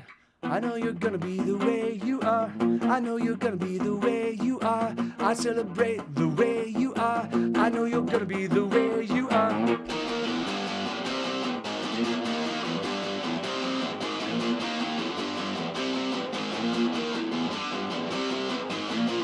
Baby, you got it. Now show them you want it. Baby, you get it. Now show them you got it. Baby, you know it. Baby, you know it. Now show them you own it. Baby, you get it. Now, just let it be. Can't you see, baby? Goddamn, that song could really be awesome. That song could really be awesome if I just practiced it. I think that it requires me just kind of knowing how it moves. Hey, Paolo. Hey, thank you so much, man. So yeah, that's a song called "Baby You Got It," and a show that you want it. And I have so many fucking new songs I think are pretty awesome that just require me being on top of them. But I don't have the time. I don't have any time. You know, I just need to.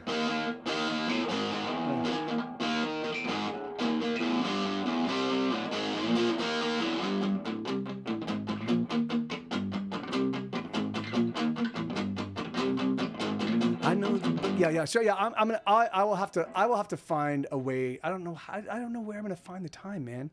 God, I have too much music. I have too many songs. I have too many songs and too many projects and too much stuff happening.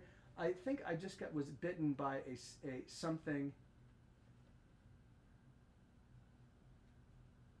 I think some flying thing just bit me, which means that we somehow managed to let some flying thing into the house. That sucks. Anyway.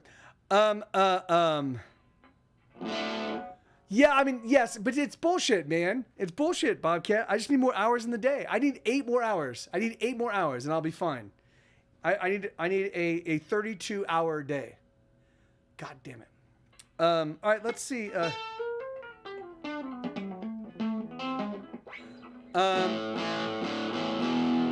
All right, well, so I was going to do that one, and then I was going to what was one of the other ones? So these are all songs I don't play very often that I think are pretty awesome. So this is another song. This is a song called "Come On." I've got two new songs. One called "Come On Back," and the other one called "Come On." This is "Come On." But I like both songs. Wait.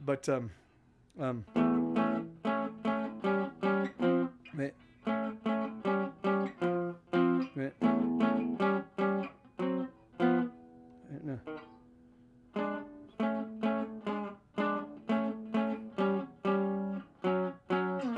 No. There we go. That's it. Let me just play this for a second. Are you struggling? Are you struggling to make sense of all the chaos, girl? Are you juggling? Are you keeping all the spinning plates to watch them twirl? Oh, we know it's tough, and it only gets tougher if you live enough. Yes, we know it's rough, and it only gets rougher. Hope you're tough enough, and so you must fight. You gotta fight every day of your life, or you're never gonna get where you belong. Plump, plump, stump. Plump, plump, stump. Are you hurting? Are you hurting like you never thought you could hurt? Are you certain? All the hurting you've been hurting is what you deserve. Oh, we know it's hard. Yes, we know it's harder than we thought could be hard. Yes, we know it's hard. And no one ever seems to raise any alarms. And we go, you must fight. You gotta fight every day of your life, or you're never gonna get where you belong. So come on. Come on, come on, come on, come on, get it done. Hey, man. We're doing our best. It's the best we can do, and we can't do no more. So there's nothing to prove, cause we're doing our best. It's the best that we can do. Come on. Come on, come on, come on, come on, come on. Come on. Come on.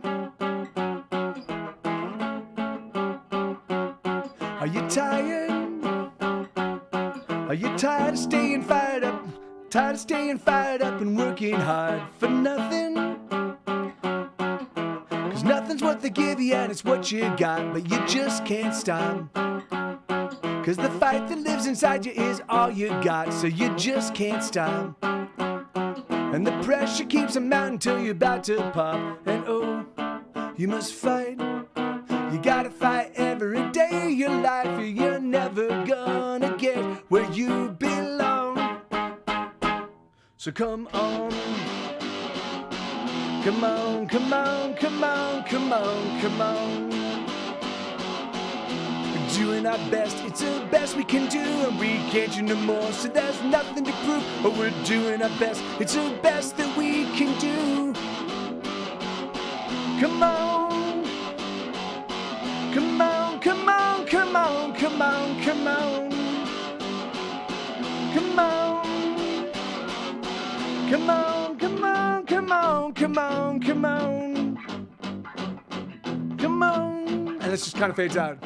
Come on, come on, come on, come on, come on. Yeah, but so hey, Gator. Yeah, man. I've been doing this since. I've been doing Twitch since October of 2015. I've been live streaming since like 2009. No, 2010. I've been live streaming in earnest since 2010. But I've changed why I live stream and how I focus on the live streaming. Like, so now I don't use it. It's for me. I don't engage with the popularity contest, and I don't engage in it as a means to make revenue, generate money. I mean, certainly if people want to tip me, that's awesome. But I do this predominantly to stay on top of my oversized catalog, because I have about just under 500 songs I currently play on the piano and on both guitars, and And like I was saying, like these songs I just played, I haven't played them in a long time because I have just too many songs. So, but thank you, man. Yeah, thank you. Yeah. And so I'm gonna be doing this forever. Like the thing is that once I removed any of the outside incentives, like I don't care about crowd size. Like I said, I don't care about the money I make from this. I like having people to interact with. And play my songs and kind of work out my material and talk to people. But I do have a Plump Rum Stump. I have a new podcast, man. Episode 1 it's not going to officially launch worldwide until next month. But it's awesome, and I want to let you know in case you listen to podcasts and find yourself hurting for something to hear. Oh, you heard it? Oh, did you? Oh, awesome. What'd you think? Was it terrible? It was terrible, right? Did it make you vomit? Did it make you just immediately start puking and then just puke nonstop until the thing was done? I get that. No, that makes perfect sense. But that's great, man. That's awesome. Yes, good. Yeah, good. Yeah, puking nonstop. But the thing is but that's part of your wheelhouse, right? Like that's sort of something you do as. So yes, vomiting rainbows. That's exactly right. Yeah. No, I'm being silly. Well, that's great, man. Well, thank you. Yeah. Yes, yeah, that's exactly right. That just nonstop vomit. Okay, so if there are any requests, you guys can definitely throw them out. Otherwise, I'm decided I'm gonna play a bunch of songs.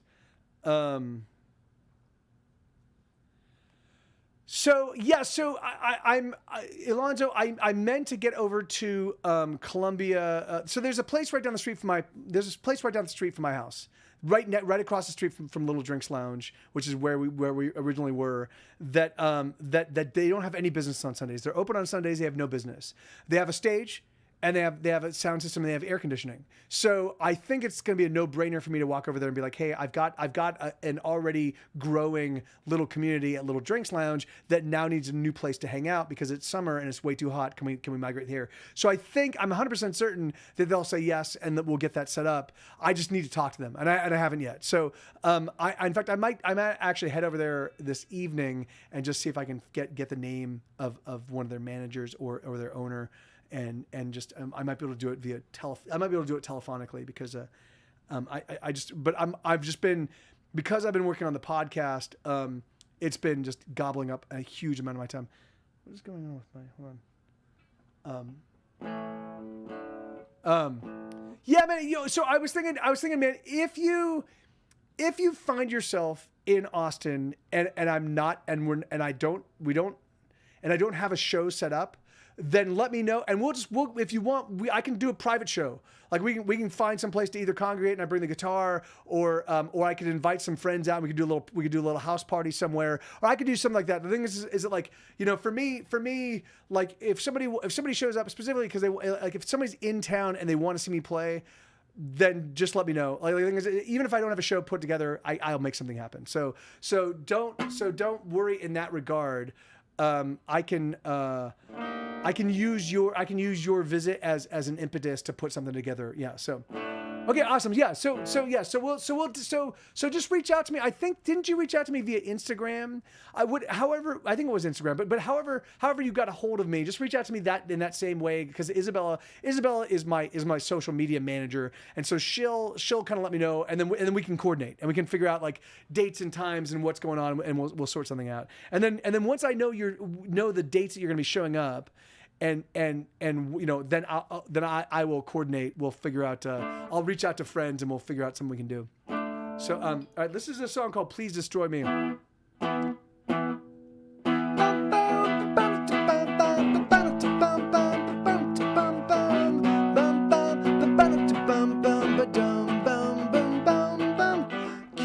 Kiss me, hurt me, don't desert me, smack me round and do pervert me, break me, take me, love me, hate me, overwhelm and desecrate me. Please destroy me, oh please, please destroy me, oh please destroy me, oh please destroy me. I'm in love with you.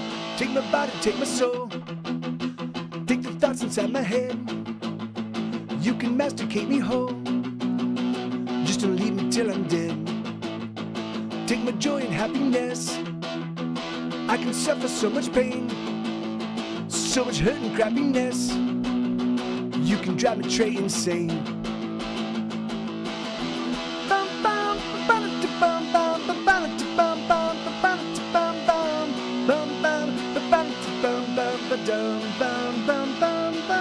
Choke me, bleed me, just don't leave me. Screw me up and do deceive me. Smack me, whack me, sneak attack me, punch me, kick me, slash and hack me. Please destroy me, oh please destroy me, oh please destroy me. I'm in love with you. You can puncture both my ears, you can gouge out both my eyes, you can drink my bloody tears, you can watch me as I die. You can drown me in a tub, you can poison me with lye, you can beat me with a club, just don't leave me till I die. Baby, you're a bomb that's been dropped on me. You've been dropped on me, yeah, dropped on me, yeah. Baby, you're a bomb that's been dropped on me. You've been dropped on me, yeah, dropped on me. Oh, please destroy me, oh please destroy me, oh please destroy me. I'm in love with you. Take my heart and stab it through. Fill my lungs with rancid air. There's nothing you could do to convince me not to care. Soak me through with gasoline and then put the torch to me. Baby, although I'm a bleed, you will never hear me scream. Murder everything I am, grab me into dust so fine. You can do most anything, just so long as you are mine, to the other end of time.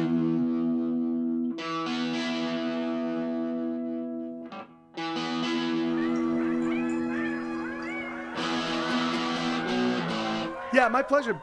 Thank you, Bobcat. That's a fun one. I haven't thought about doing that one with the electric, but it's not too terrible. I like the it's quarterly pretty simple, but it's fun to like just dun dun dun dun. All right, so yeah, so what else do you guys want to hear? I've got about 37 minutes left in the stream, which is time enough for maybe 5 songs, maybe 5, maybe 6, if we don't choose some super long ones. Or I could do here. Let me do this one. This is a song called "I Love You So Hard."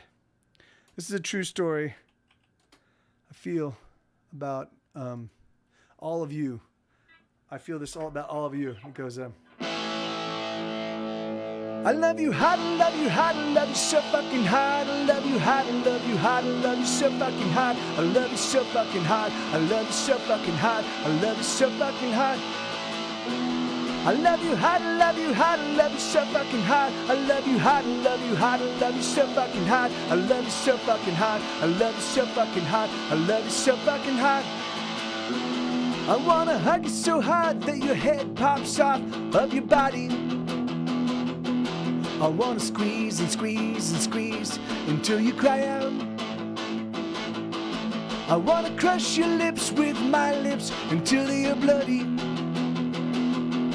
I wanna smash your face with my face till you have no doubt. I love you hard, I love you hard, I love you so fucking hard. I love you hard, I love you hard, I love you so fucking hard. I love you so fucking hard, I love you so fucking hard. I love you so fucking hard. I want to gobble you up every inch, pinch by pinch till you're in me. I want to squeeze and squeeze and squeeze till you can take no more. And then I'll keep on squeezing and keep on squeezing till I crush you with my love. Cause I love you so hard, and darling, I told you before. I love you hard, I love you hard, I love you so fucking hard. I love you hard, I love you hard, I love you so fucking hard. I love you so fucking hard, I love you so fucking hard. I love you so fucking hard. What do I do with this loving, baby, that's raging inside me? The love, it hurts, so like fire it burns, and it's burning everything. What do I do? What do I do with this loving lover bursting at the seams? Oh, my heart is pounding in my chest. My heart is gonna be the death of me. I love you hot, I love you hot, I love you so fucking hot. I love you hot, I love you hot, I love you so fucking hot. I love you so fucking hot, I love you so fucking hot. I love you so fucking hot. I love you hot, I love you hot, I love you so fucking hot. I love you hot, I love you hot, I love you so fucking hot. I love you so fucking hot, I love you so fucking hot. I love you so fucking hot. I love you hot, I love you hot, I love you so fucking hot. I love you hot, I love you hot, I love you so fucking hot. I love you so fucking hot. I love you so fucking hot. I love you so fucking hot. Yeah, all right. So and then we'll do Constance Wavering. I haven't done that one in a long time. Constance Wavering. Oh shit! Great, awesome. So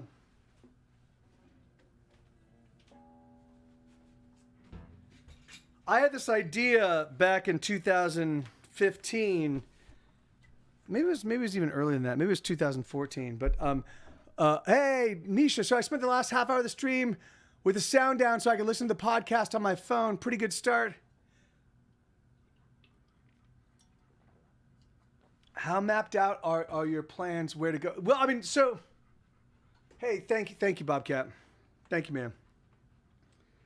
I've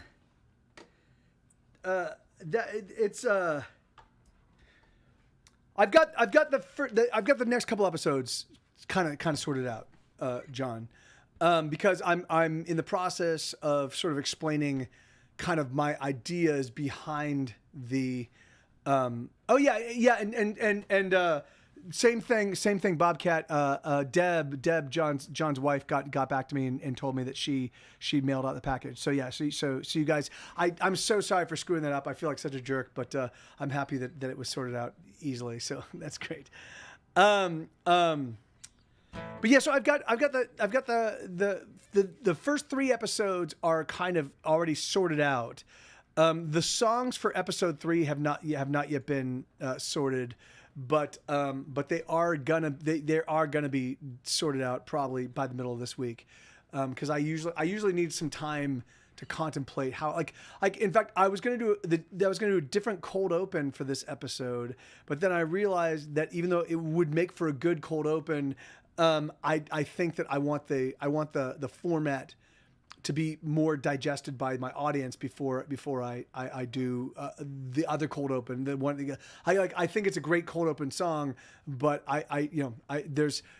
there are some conceits that I think need to be digested before. So all right, let's see. So this is a song called Constance Wavering. And let me see if I.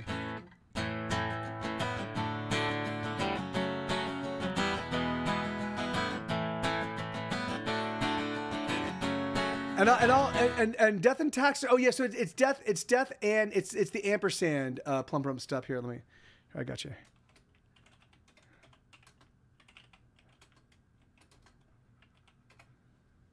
There you go. All right, here you go. Yeah, I got it's on there. So yeah, it doesn't distinguish between the ampersands. Yeah, so no.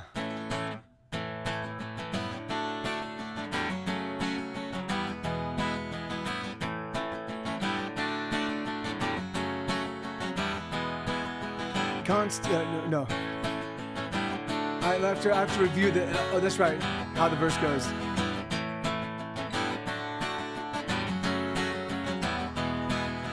Constance hated her name. It's a fat girl's name, she complained. Even though she was big, she didn't want to advertise. But Connie never quite fit, so Constance just stuck with it. Yet another life compromise. And everybody said that she could really sing, or she could really belt it out. But she didn't like to get in front of people, especially crowds. And everybody said that she could really sing, or she could really hit those notes. She sang with the fury of a lonely heart, I suppose. Oh, Constance, sing another lonely song. driving in your car. Oh, Constant, sing another lonely song, driving in your car.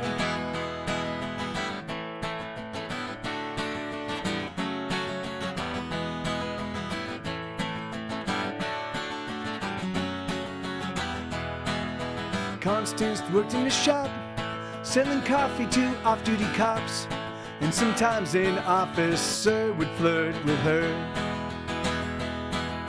And then she would go red from her chin to the top of her head, and she'd escape to the bathroom just to catch her breath. But everybody said that she could really sing, oh, she could really belt it out. But she didn't like to get in front of people, especially crowds. But everybody said that she could really sing, oh, she could really hit those notes. She sang with the fury of a lonely heart, I suppose.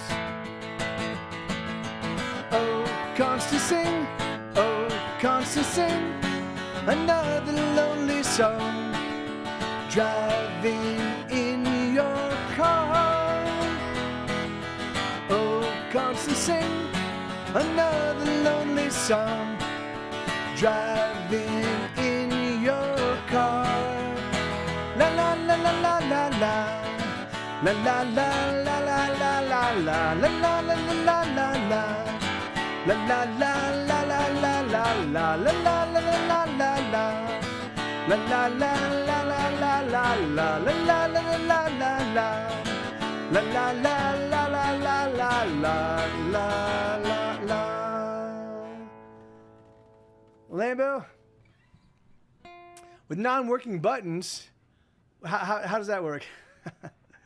With the keyboard that doesn't work? Thank you, Bobcat. Thank you. I haven't played that one in a while. That's I like that song. All right, so this next song, I'll do this one. I'll just do this one on the acoustic. I would normally do this on the electric because it matches. Hey, Limbo. I did it again, and it's yes, no, yeah, no, because I don't and good to see you, brother. I try not to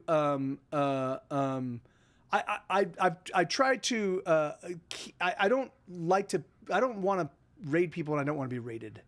But then I have friends like Plum Stump here and like Limbo that bring people over anyway. But I do love you guys. I really do. For me, it's just it was getting to the point where I would get like 4 or 5 people would show up there. 4 or 5 people would raid me in a stream, and I didn't know any of them because there's so many music streamers now. And I'm like, man, I don't have the capacity. I can't because I feel like I need to then follow up on them and check out their streams, and there's a lot of etiquette. There's a lot of like Twitch etiquette that I just can't do. I just don't have the time. I'm putting out now. I'm doing a podcast where I'm recording 4 to 6 full-blown songs with drums and bass and guitar every single week. Plus, I'm live streaming 5 days a week. Plus, I'm doing 2 studio demos a week. So I'm crazy busy. Zura, good to see you, man. How you doing, brother? So it's just been nutty, but it's always awesome to see you, brother. No, I mean it's so Envoy, for me it's not. I don't do Twitch because of it. I don't care about the crowd, and I don't care. But I don't do this to make money. I do this just because I've got 500 original songs I currently play. And in order to stay on top of them, in order to keep that many songs practiced, I need to perform all the time. I need to play. I need to practice all the time. But doing this is so much more easy. It's so much easier, and it's so much more fun. Is really the thing. So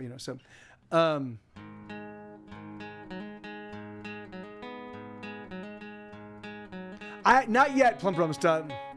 Mostly because the it's a marathon, man. I've just been doing it. I've been doing it for years, and at first I could only do it for a few months. I could work this hard for a few months, and then I would take some time off, significant time off. I'm fixing my camera right now, and there we go. And then I eventually, and eventually I just kept at it, and then I kept adding more stuff, and now I'm adding the podcast, which is again 4 to 6 songs a week, and it's gonna be crazy, but once I get into the swing of things, I'm certain it won't be a problem, but.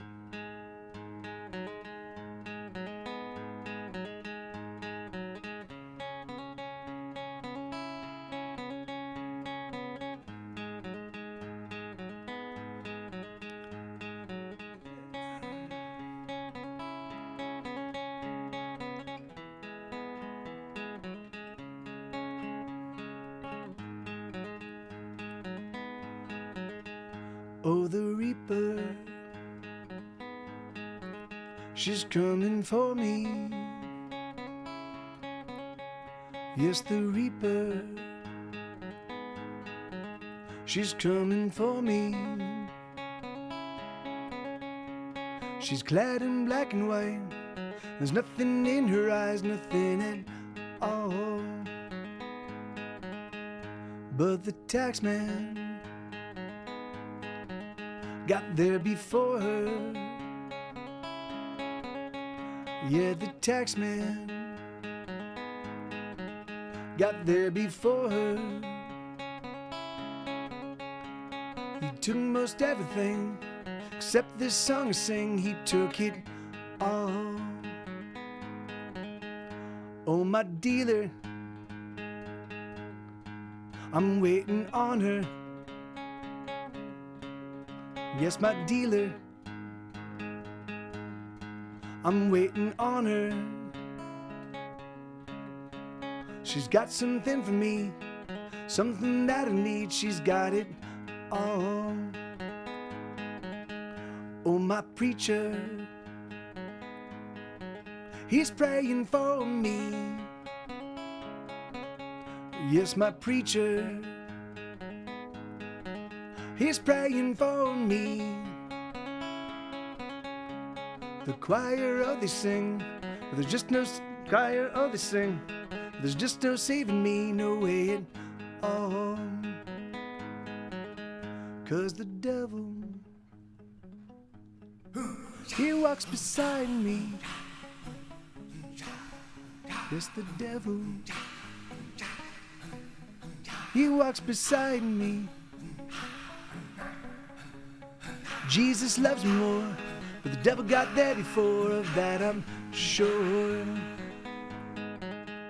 Oh, my preacher, oh, the reaper, oh, the reaper, oh, the reaper, she's coming for me. Yes, the reaper, she's coming for me. She's clad in black and white.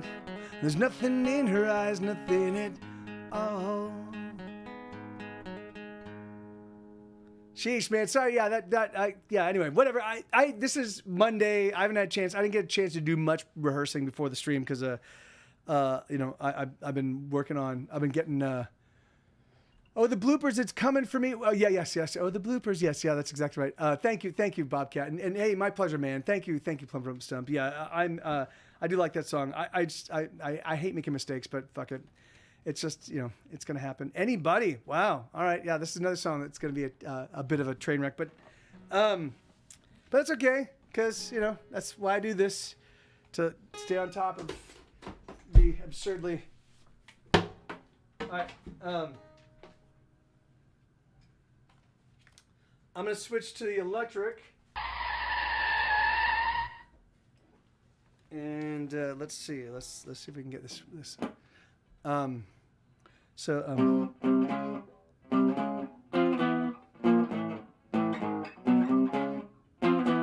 Okay, let me. Oh shit! I didn't have my baby bottle on the entire time. Oh.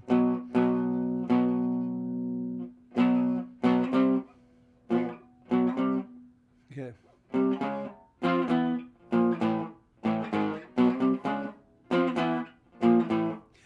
So Limbo, what's been going on with you, man? I know you, and I'm sorry, I don't even know if I got back to you, man. You reached out about the EU meetup, And I would love to consider it.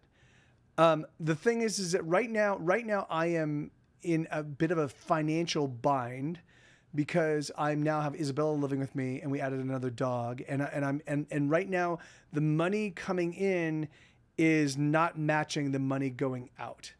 The money that going out is a little bit more than the money coming in. So I'm trying to build my footprint a little bit and trying to expand my which I haven't done in a long time. Like once I achieved some sort of like equilibrium, I just kind of stayed there, and I was like, okay, this works great. So that's why I'm doing the podcast. Is my hope is I can leverage the podcast as a way to expand out my Patreon. Like Patreon has been the most consistent money maker for me, or it's been the most consistent revenue stream, even more so than my BMI royalties. Because the BMI royalties, some years some quarters it's like $7,000, and other quarters it's like $1,200, and so I can't bank on that. Like I can't really, because they don't let me know until I get paid. What I'm trying, so because I've got the books, I've got BMI royalties, I've got the books, I've got Twitch. Twitch brings in $500 maybe a month. So it's not negligible, but it's not significant. So I'm trying to add another incentive to generate revenue from people, and so that's the podcast. So my hope is that because the podcast is hopefully going to be of a quality that no one can really match. My hope is that people that are into music podcasts, that are into podcasts about music, will find this one compelling. So we'll see. And then if that happens, and if I can pad out my, if I can double my Patreon revenue over the next few months, then it would be, but yeah, it's just, I mean, not even, but yeah, if I could, yeah, anyway, I don't know. I just don't know if it's gonna be possible, but I might be able to do it the next year. It's just I'm my financial situation is very tentative right now.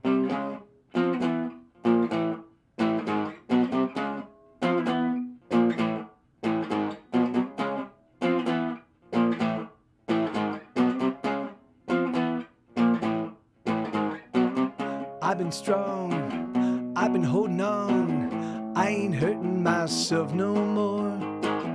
I've been tough, ain't that enough? I ain't hurting myself no more.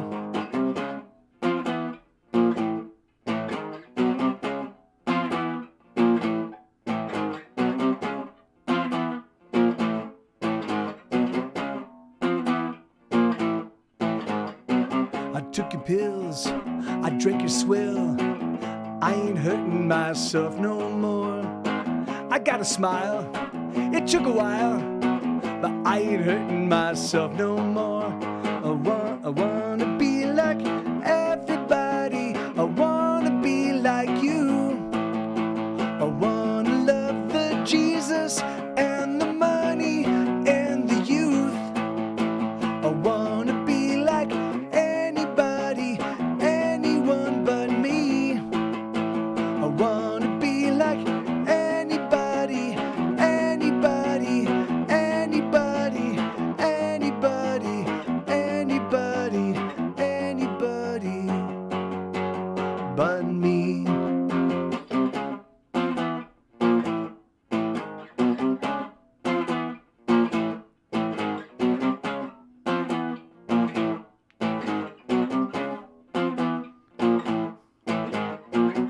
I'm a man, I got a plan, and I ain't hurting myself no more.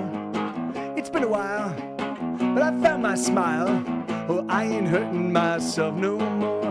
I wanna be like everybody, I wanna be like you. I wanna love the Jesus and the money and the youth. I wanna be like anybody, anyone but me. I wanna be like anybody, anybody, anybody, anybody, anybody,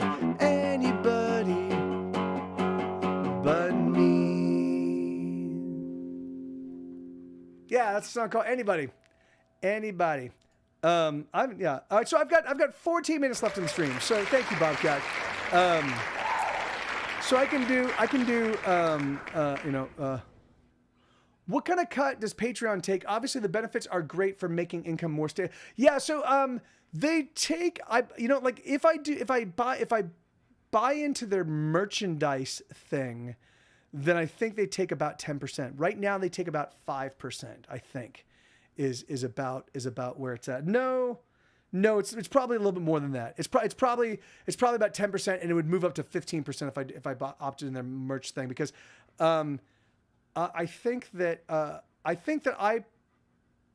in fact, hold on. Let me think about that. Let me do the math. Actually, I haven't done the math in a long while. So if I'm making, so they actually take closer to 20%, John. I think it is closer to 20%, because so it goes, whatever. Fuck it. The thing is like, it works out it's fine for me. I would have to sort out the exact percentages, but it is closer to 20 than it is to I was conflating Bandcamp with Patreon. So it goes. All right. And Bandcamp also takes like 12% or something like that. So they're both demonstrably better than like album sales. Yeah. No, it is. I mean, I don't sweat it. I don't sweat it at all. They don't take 50%. They don't take on a $10 sale. They don't take $4.50. So I don't care. It's fine. All right, let's see. So what do you guys want? What do you want me to close out with?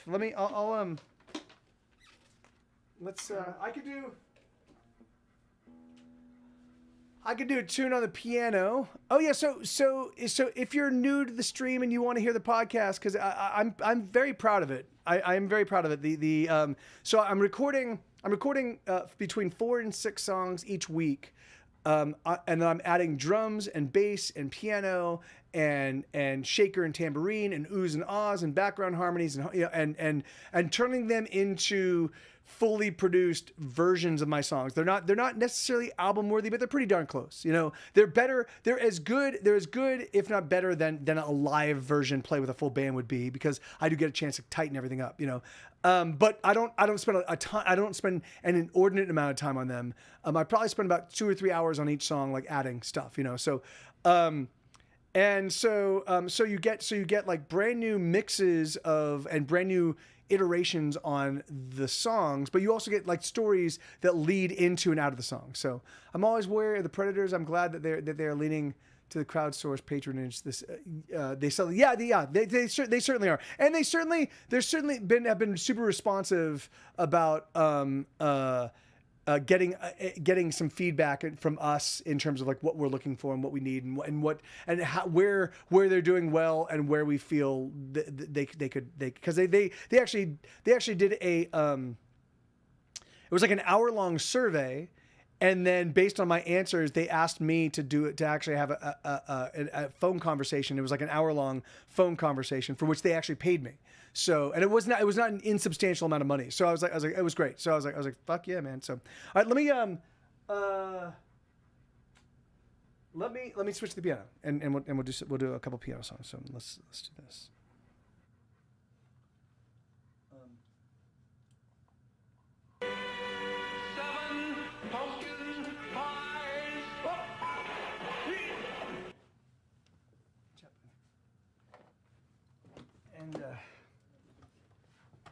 And if you guys can let me know what piano songs you'd like to hear,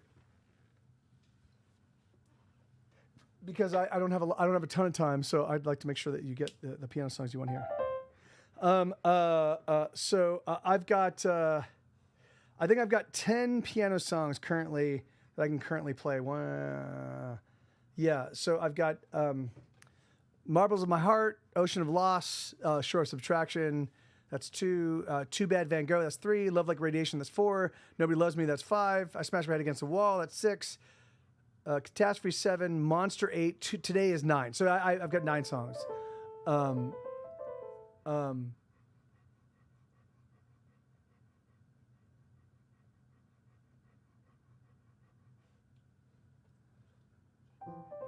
Yeah, you know, I mean, it's. Oh, hold on. This is not right. Let me drop this guy a little bit.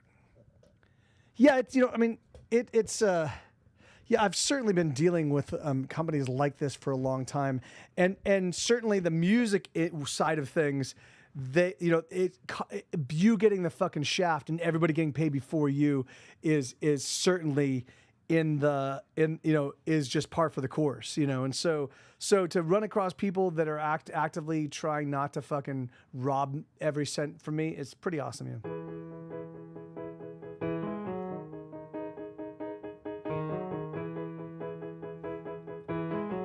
Oh yeah, hold on. I need to see the lyrics. There you go. So this is a song called Ocean of Loss, Shore of Subtraction.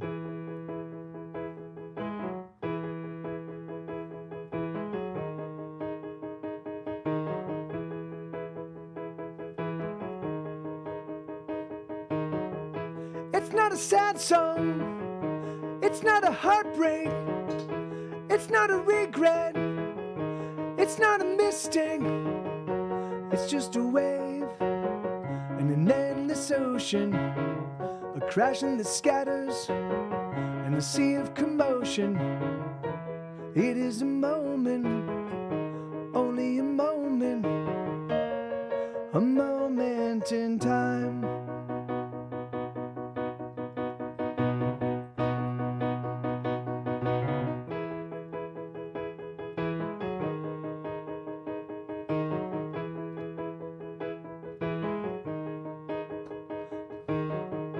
It's not a wish, it's not a hoping, it's not a dream that helps us keep going. It's just a wave in an empty ocean, attaching the shatters, all we've been holding. It is a moment, only a moment in time. It never ends with the blare of trumpets, it ends with no fanfare. It goes out with a little whimper, as if anybody cared. You share, but no one gives a damn.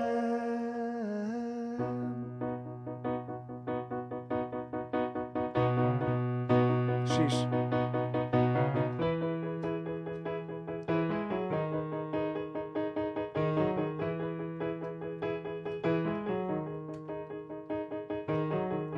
It's just a fear, it's a distraction, a loss in your heart that hurts as it happens. It's just a wave that keeps crashing, smashing hard against the shore of subtraction. It is a moment, only a moment in time. It never ends with the blare of trumpets, it ends with no fanfare. It goes out with a little whimper, as if anybody cared. You share, but no one gives a damn.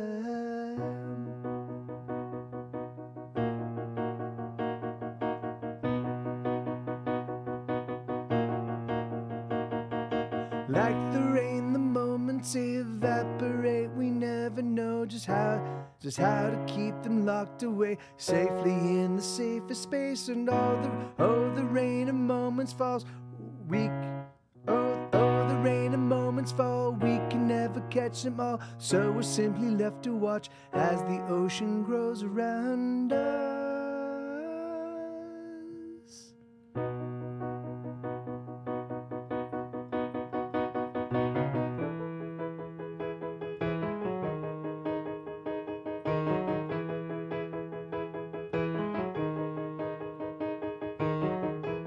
It's a sad song. It's not a heartbreak.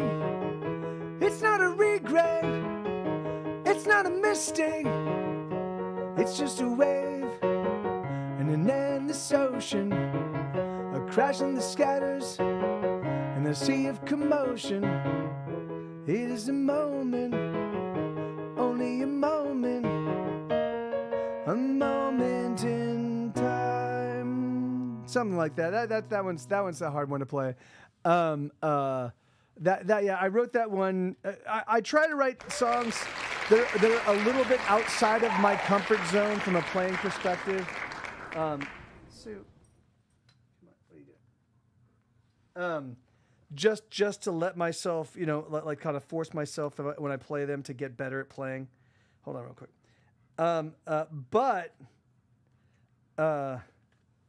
That also means that I'm a little bit my pleasure Bobcat. So it also means I'm a little bit behind. Like I'm not going to be able to pull them off with the kind of efficacy that I feel I should. But that's why I do this. So let me see. Why don't I do one more piano song? What do you guys want to hear? I can do something up. I can do something upbeat. They're all dark. All of my new songs are dark.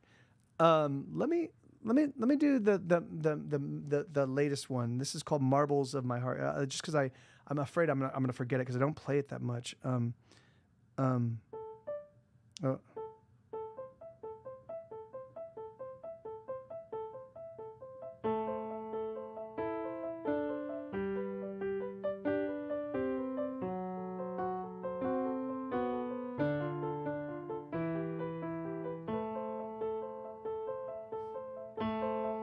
Static, traffic, tragic collisions in my heart as it all falls apart. Oh my God, I don't know what to do.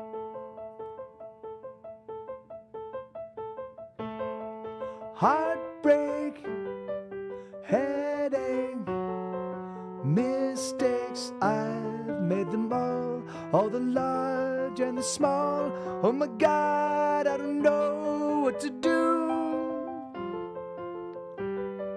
I'm going stupid. I'm losing the marbles of my heart. I'm feeling stupid. I've lost the marbles of my heart. I wanna go where I know that I won't feel the pain. I wanna go where I know that I won't feel the shame. I wanna go somewhere it's okay not to care. I wanna go somewhere it's okay not to be me.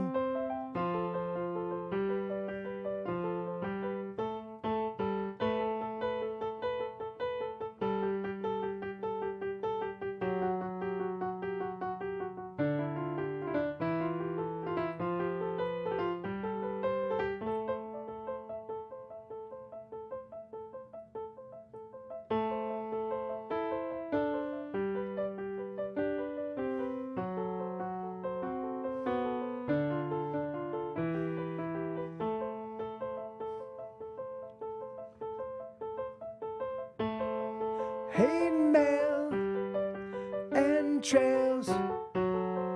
I fail again and again. Will the failing never end? Oh my God, I don't know what to do.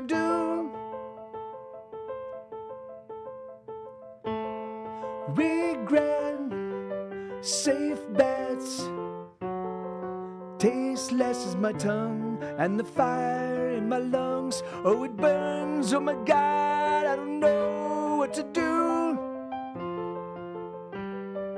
I'm going stupid. I'm losing the marbles of my heart. I'm feeling stupid. I've lost the marbles of my heart.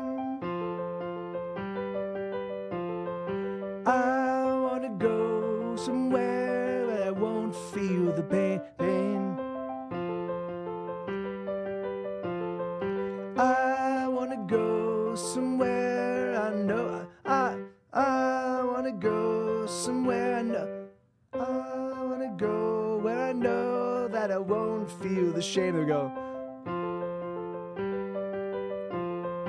I wanna go somewhere, it's okay not to care. Jeez. I wanna go somewhere, it's okay not to be me, or it's okay to be me. Jeez.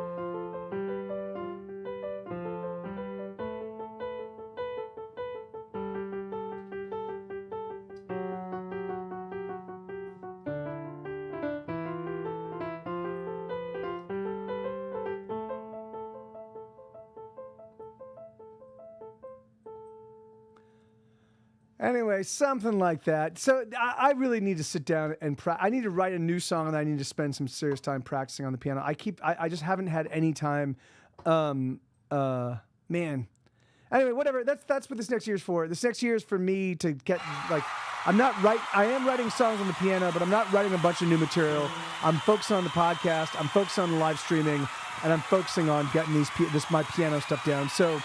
You know, it'll happen. I apologize that it's pretty rough, but that's what Twitch is for, right? So, non-perfection does not mean. Oh yeah, no, yeah. Thank you, Bobcat. Yeah. You know, and I do know that even loose, it's still if it feels good to me, then it's probably feeling good to you guys. And there are lots of moments in that felt good. So, all right. Give me 1 second. I'm gonna come and sign off in person as opposed to not in person. Oh no. Hi. I know what you're thinking. Did he fire 6 shots or only 5? Well, to tell you the truth, in all this excitement, I've kind of lost track myself. But Ian, this is a 44 Magnum, the most powerful handgun in the world, and would blow your head clean off. You've got to ask yourself one question: do I feel lucky? Well, do you, Punk? So John, so real quick, you felt that it was a pretty good start. Was that what you said? So what were some of the drawbacks, or what do you think? What do you think were some of the flaws of the podcast? If I can ask, was there anything that specifically you can point out that were things that rankled or didn't resonate, or like what, you know, again, like one of my fears is that it's a little bit too me centric, but the thing is, like, I was thinking about, like, well, do I bring in guests? And I will bring in, like, Boone, and I will bring in a couple other songwriter friends to join me at some point in time. But even so, I don't want, the whole focus of this thing is to sell my music and thus the perspective on that informs my music. So for me, I even though I do want to share the stage with my friends because I love them and I want like, but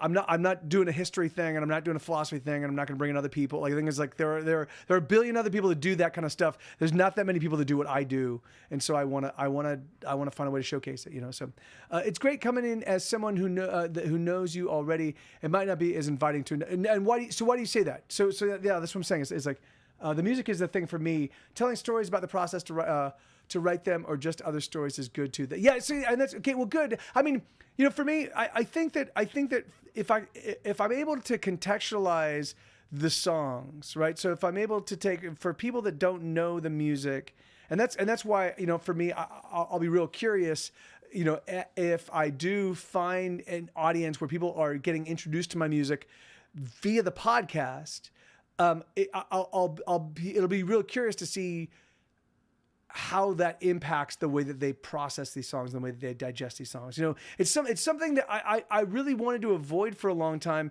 because I don't want to tell people how to feel about the music. And so I'm going to try not to tell them how to feel about it. I'm going to try to explain to them, this is what I think of this. This is the way these are the thoughts that inspired this song. This is the perspective that inspired the song. Part of where I'm curious about where you go from here is just the story of Get Set Go. Oh yeah, no, of course. I mean, yes. So there, it's gonna be piecemeal. It's not gonna be. In fact, it's really funny. I was thinking about if this podcast does well, if I'm able to get at my target or above my target, which is just to at least double my. Hey, Arsonist, how you doing, man? Good to see you, brother. If I'm able to get at least double my Patreon that I currently have, if I'm able to build that out, if I'm able to like double the number of patrons and double the revenue, at least that, then what I'd like to do is in a year's time, after this podcast is going well enough that I'm making more money, I'd like to then do the oral history of Get Set Go as told by the people who lived it. Is that will be the name of it. And then what I want to do is I want to bring in all my friends. I want to bring in Dr. Moto, and I want to bring in Rect Vegas, and I want to bring in Amy, and I want to bring in, all of my friends from the bands that I know, and have us just talk about like the various chat, and so I would do it in a chronological order, and I would literally start probably at Universal days and try to bring in Jeff and try to bring in Scott De Las Casas, the executive producer of the Savage Dragon, and just have fun telling these stories about, because my life has been fucking pretty crazy, and I've had all sorts of grand adventures, and I think it'd be fun to get I do think that would be a fun thing to do, but I want to first build out I don't want to ignore. I'm not going to walk away from my music because it's what I do. It's the thing that gets me excited to get up in the morning. I have a lot of things like for me when I'm working on new music, or when I'm like even on the podcast, just putting the new songs together. It's fucking amazing. I have so much fun. And when on my Doppelgangers and Me, when the drums, when the toms kick in after "Have You Had the Time of Your Life," and when that kicks in, that it sent tingles up my spine. I was like, yes, it's fucking amazing. I love it, and the only way I get that, it's the only way that I get that feeling, that feeling of musical. I can find occasional bands with occasional songs that give me that tingle, but nowhere with the consistency that I can do it for myself, And so rather than go running around listening to a billion bands trying to find that tingle, I do it myself, And sometimes I do. Sometimes I'll hear a song in a movie or a show, or someone will play a song for me, and I'll be like, oh my God, this is amazing, and it will turn me on to the band, But that's becoming rarer and rarer.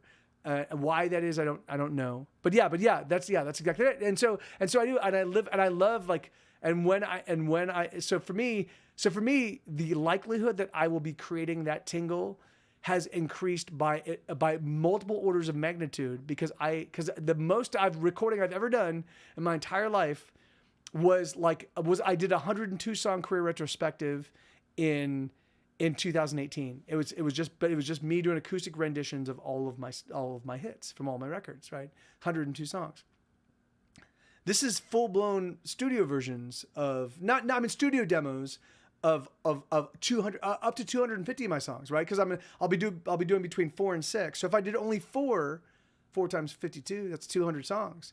So this, I'm going to be blowing out of the water what I've done, in the past.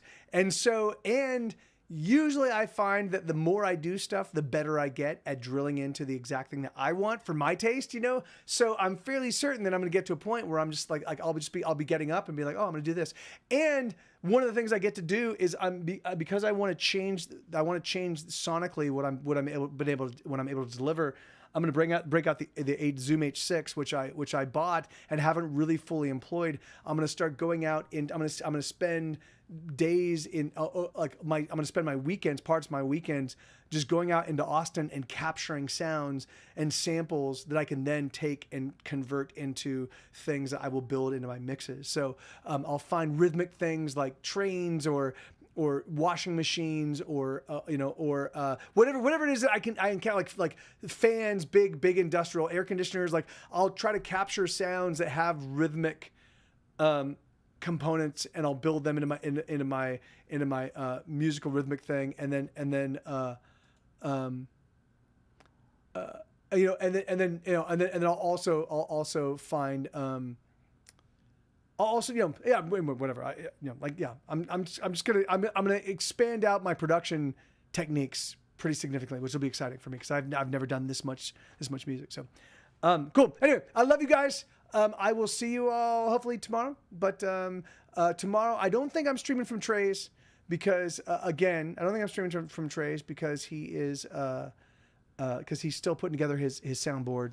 But I will be back there very soon. And I think he just got the legs. It's for his brand new like it's like a very expensive soundboard console. But so I love you guys, and I will see you.